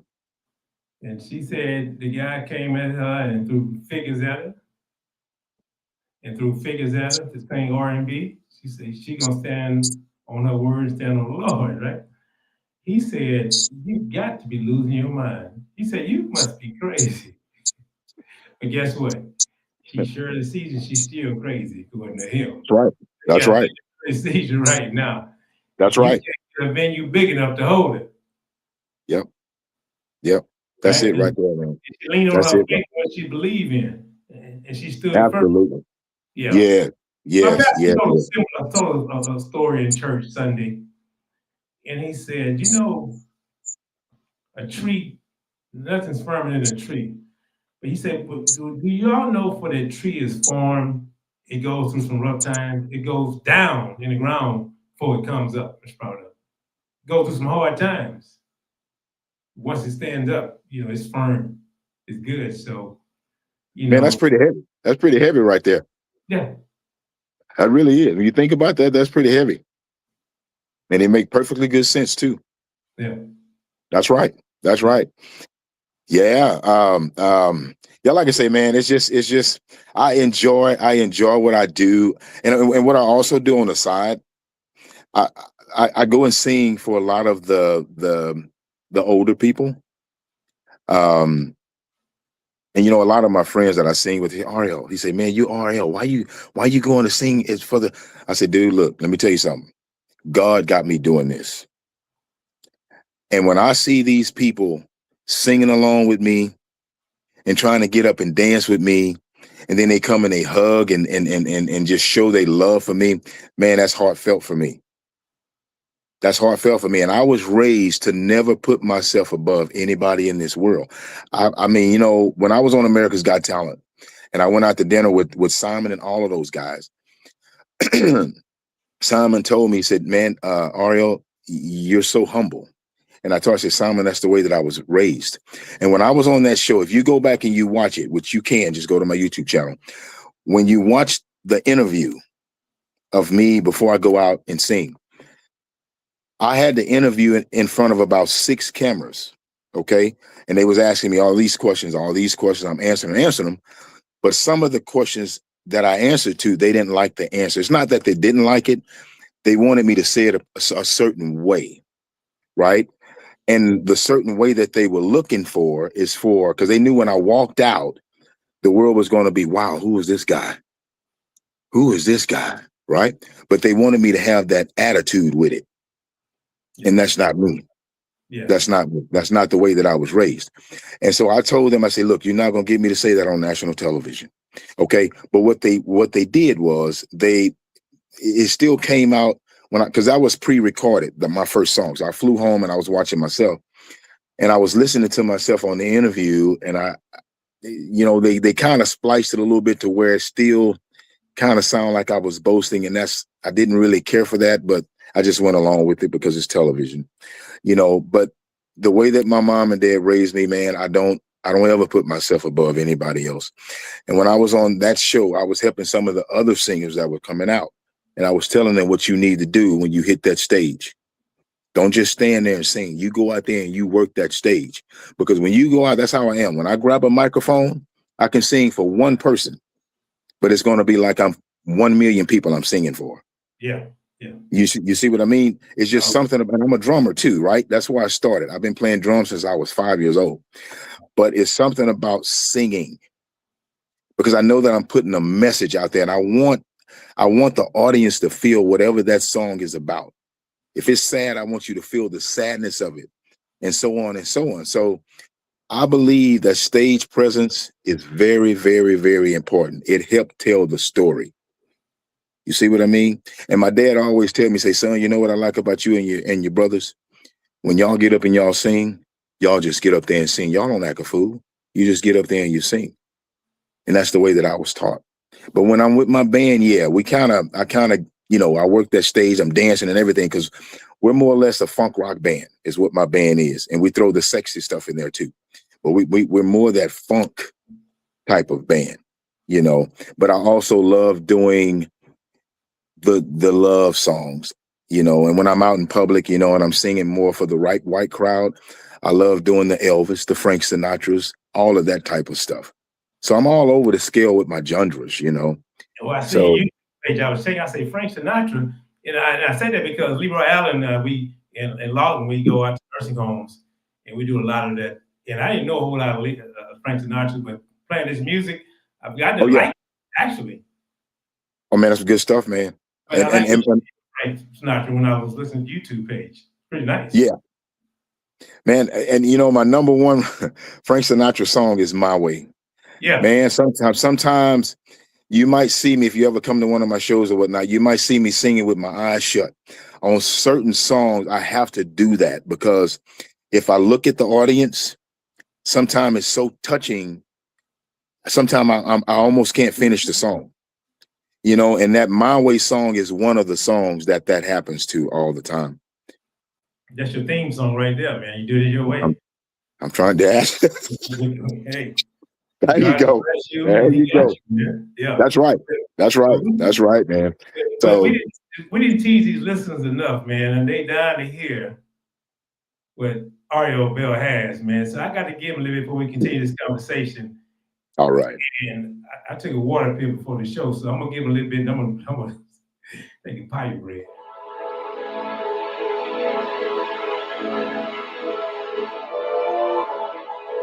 Yes.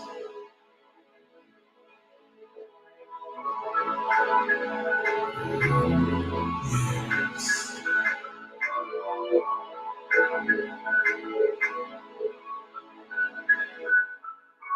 Baby, you're driving me crazy. Every time I look into your eyes, you mesmerize me. I know that you know that we know that every time that we together, our hearts are thumping.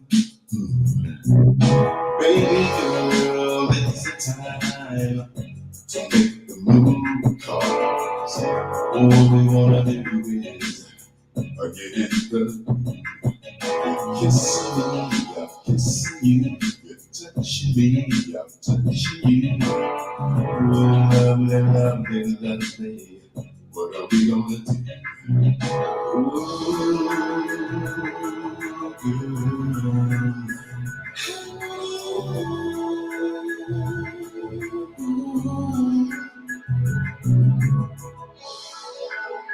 girl. I know it's hard, baby, but it's not time yet. Come on. All I wanna do is love you, make me feel good. All I wanna do is you make me feel so good. All I wanna do is love you, make me feel good. All I wanna do is be my love. I wanna push myself inside your soul. Let me hear you say yes, that's where we go. Ooh, can you feel that it's getting much deeper?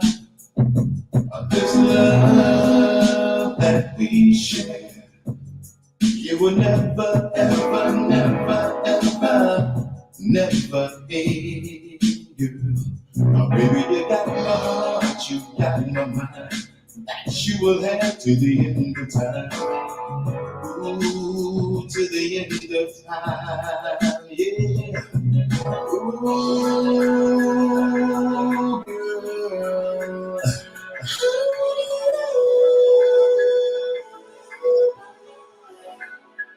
Come on.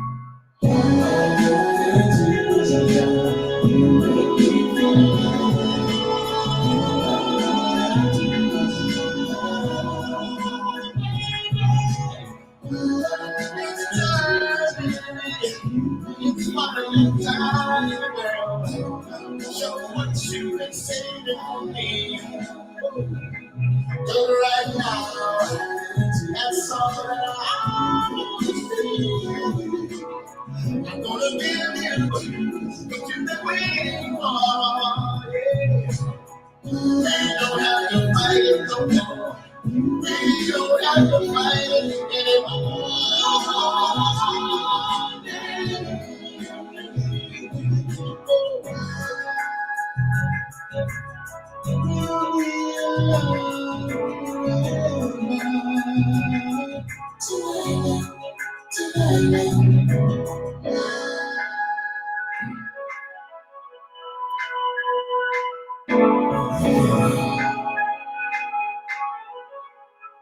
So I gotta admit to you, I cheated. I went to your whole library for a minute, checking you out, see, because other guys I knew. I said, let me just, find this a little bit out about R.L. Bell, man. So I listened to it. And being a DJ, I've been a DJ in the club for a long time. Uh-huh. And hear the previous conversation, I love stepping music. And I heard this song say, yes, I have one more to add to my variety. Because the song is nice. So on KTSU, Monday through Thursdays, we play a lot of jazz. Oh, right. Right. And I say, man, this is gonna fit. I'm gonna introduce him to it at the radio station. And because he played jazz mix, but we also find that we teeter the line with Kim and other folk, Right. and all that, and fit it off in there. And people call in all day, man. They love that mix. So I said, man, this is perfect. But Good. I played Barry White yesterday in the club, man. Uh-huh. That was a guy up. So I said, man, I wonder if he did a remix. I got so much love to give because you got that up. That's one of my songs I do, brother. Yeah. I'd like to hear that, man, because that's one. Well, you know what? When I was hanging out with Simon and them, because if you go back and you watch it, Simon is paid to be Simon, so he's going to be negative, right? But when I was eating with them, he told me, he said, "RL, you the best singer on the whole show this season." And if you watch both of the episodes, they're playing Rick James music in the background while they're showing me, right? And they're showing they're playing Barry White, and they're playing I want to say Prince. I think when I was at dinner with them, they said, "RL, let me tell you something. We were talking about you. We see Barry White in you, we see Rick James in you, and we see Prince in you." And he said, what we mean by that, all three of those characters are no longer here. And they say, we see you being that next one that the world don't have anymore, like your Barry Whites and your Rick. Because they like my style, my look. He said, that package you have, the way you look, he said, it's funky. And he said, you sound like, because they were telling me that song right there sounds like a new Barry White tune. I get that all the time. Is that what you're thinking too? That's why I brought it up. And let me tell you, I listen, man, look, after my show, before my show, I'm steeped in music. I love country music, okay? Right. I opened up for a country artist, William Michael Morgan. He's out in Nashville when he came to Houston, right? Oh, right. Okay. But I love country. I'm a cowboy, right? Right. But my first love is blues and Southern soul, like R&B. But I played all genres. When I was in the Navy, I was stationed in Puerto Rico for a while. So, all right. love island music, So, I just, I love good music. Well, that's me too. Pop, classic rock. Creed is one of my favorite. Come on, man. Come on. You already know. Yeah. That's right. Actually, you already know. What's his name? In the Out of Night, Phil Collins. Yep, that's it. The album, No Jacket Required. Yep. Good album, man. Yeah. And so I love dibbling and listening to all kind of classic. New York is my favorite. With wow. The artist Yeah, you know what I'm talking about. Oh yeah. Oh, the old New York, New York. Yeah, what's the name? Who did That's it my way? who was Yeah. that? No, Dean Martin? No. I did it my way. Oh yeah, Frank Sinatra. Frank Sinatra. Yeah, He yeah, got a yeah. song called New York, New York. That's right. And I love That's right. listening to that song. You know, it's That's to me, right. it's an upbeat, encouraging song. Yep, And that's one I do too. I do that for the older people. yeah, well, You know. we do the perform at the nursing home when we go to the variety, black, white, Hispanic, blah blah blah. But anytime someone's having a birthday, I put Yeah. that on the baby go-to song for them. I did it my way. Oh man, that's good. That's Yeah. good, brother. That's Yeah. good, man. Yeah, like I say, man, it's just a gift from God, man. We have a lot of singers in this world, but I truly believe that God blessed me with the vocals talent of being able to hit different ranges, man. I mean, like you have your Luthers, you have your Barrys, but they kind of all have that one good voice. You know what I'm saying? It's good, it's great, but it's kind of that one. But when God blessed me to be able to do all of this stuff, man, oh man, it's just, I love it. I love it. And I've never, I think what helped my vocals too, I've never smoked. I've never drank. I've never been high. I don't know what none of that feels like, man, because I've always been into my health, and I think, it helps your vocals, when I go out and I sing, and I do some screaming sometimes, especially with the band, but taking care of your vocals and taking care of your body and drinking a lot of water, man, and not eating a lot of greasy stuff, it helps your vocals. Yeah. Now my dad told me, say, son, the older you get, you won't be able to hit some of those notes like you used to hit. And I'm starting to feel that a little bit. Yeah. Yeah. Because one of my smashing songs, the ladies love when I do it, is "Do Me Baby" by Prince, right? Yeah. And every now and then, man, it just depends sometime on how the sound man has the mic. If it's really, really hot, I can hit that high note, that one note that everybody wait for.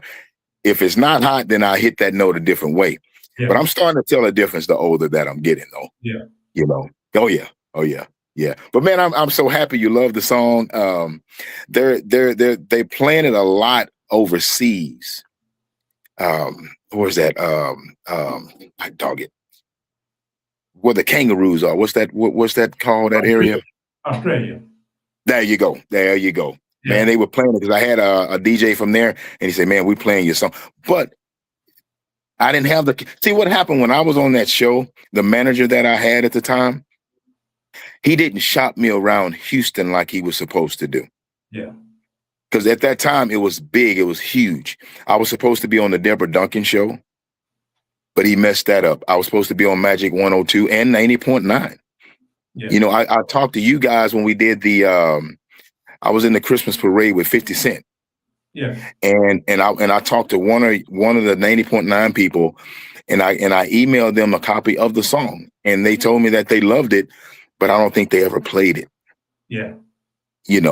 So I don't know what happened with that. Change that. We'll see what you change that. Yeah. Man, I thank you on that, man. And like I said, I have some more songs that we're almost done with the other one. The other two, one is called Ghetto Love. That's the name of it, right? And the other one is called Ghetto Love. I found love in the ghetto. It's either I found love in the ghetto or Ghetto Love. We're kind of trying to pick which way we're going to name it. And then the other one is called Getting Myself Together. People really loving that one. They're really loving it, and it's almost done. So I'll be more than happy to send that one to you too, and let you take a listen to it. Send me an email, man. Send it to me. I mean, I am 2 nights a week and all over the city playing, man. On weekends, I'm playing somewhere. Right. Playing somewhere. So I hope and pray one day, man, you're out where my band is playing. Like I say, we're actually getting ready to do the World Cup, that big soccer thing that's going to be here. FIFA. We're actually FIFA. They say, Ariel, you came highly recommended. So we actually getting ready to perform that, and that's a blessing too, man. And I think with us doing the Houston Super Bowl and the Houston Sports Awards, I think that helped me get this World Cup thing going. So I just look at it all as it's a blessing, man. It's a blessing, brother. You know. Well, listen, Ariel, we got to wrap it up, man. But okay. I see that you tell Leroy you just sold another 100, 200 tickets just tonight. These folks listening now, you got all these female curious, especially Sarah Wheeler. She said you have amazing vocals, man. Thank you. Yes, thank you all. Thank you all. And everybody, y'all just follow me. Go to my YouTube channel, all under RL Bell, and Facebook is RL Bell too. And you can download my song off of any platform. So just keep your eye out for RL Bell. And I love you all. I love you too, my brother. Hey man, much love, man. I appreciate the time, man. And I can't. Hey, I'm going to have a front row seat May night. All right, my man. I hope to see you, man. Wait, man. I can't wait. It's gonna be a hot show, man. Because all 5 guys, man, are just Come on. We're gonna go down there and put it down, brother. Yes, sir. Yes, sir. All different styles, man. All different styles. Ladies and gentlemen, the one and only RL Bell. Peace, guys. Yes, sir. You too, my brother. Man, that's a bad man, man. That's a bad man, man. I can't wait for the show. Oh man, but I cheated, y'all. I'm telling you, I went on YouTube and I listened to his music, man. And the song I just played, Delilah. You know, and some guys they be talking about they be average, man, but I sit up in my seat. Then he did a little Frank Sinatra. I like some Frank Sinatra, so I went over there and listened to a little Frank Sinatra, man. Now I got curious, so when I get off, when I end this show, I'm gonna check this brother out, man, see if he live in Memorex, man, because he been, he making some noise, bro. And so I think he gonna fit on our jazz program, man, because that Delilah is nice, man. And then it's a stepping song. So yeah, so all the listeners, y'all want a good show? Y'all have probably seen Mac Under Gravity. Y'all seen T-Dash on the show, if you're local. You know, Greg Watson, but y'all ain't never seen RL Bell, so I'm curious myself. So all you folk watching on YouTube and Facebook, I think he just went and sold 100 tickets, man. This brother's almost been a temptation. I might get his autograph in case I want to sell it on Timo or YouTube or something, man, because if he decides you're going to do that. Oh, yeah, that's right, dude. I got Lord Hughes, that saxophone, too. So, hey, I'm telling y'all, man, this is going to be a smash show. This is going to be a smash show. If you never seen Lord Hughes, I used to play at the Red Rooster. And Lord Hughes played with a band called Hard to Find Band. And on Wednesday nights, they would tear it up. And Lord Hughes do his little solos, man. Yeah.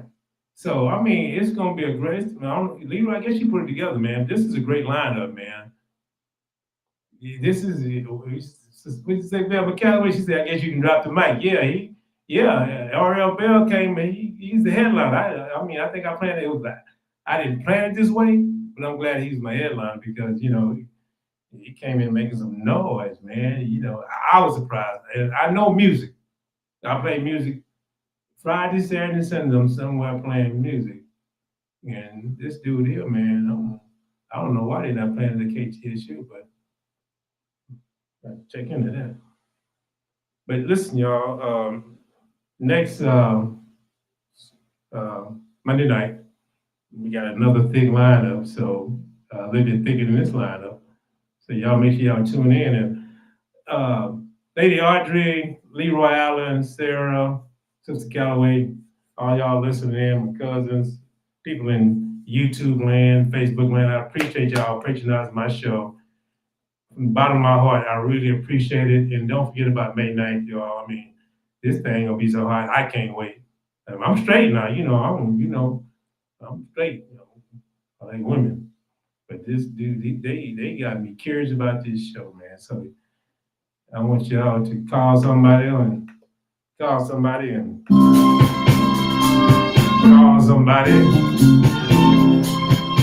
this is gonna be hot, hot, hot. Like Sarah put up fire. That RL Bell is a bad man. Like Michael Jackson. Leroy Allen, drive home safe. Thank you, Sarah, for another great, successful show. I love all of y'all, man. Next Monday night, y'all. Like I always say, down in Simpson BT, I say shoot for the moon. And if you miss, you'll be amongst the stars. But I say, you tell one truth, and you prevent 1,000 lies. And my ending song is y'all hear. It's called Love is a Message. Love on yourself, man. Love on people. And you be good to yourself and someone else. Good night and God bless y'all. Thank y'all.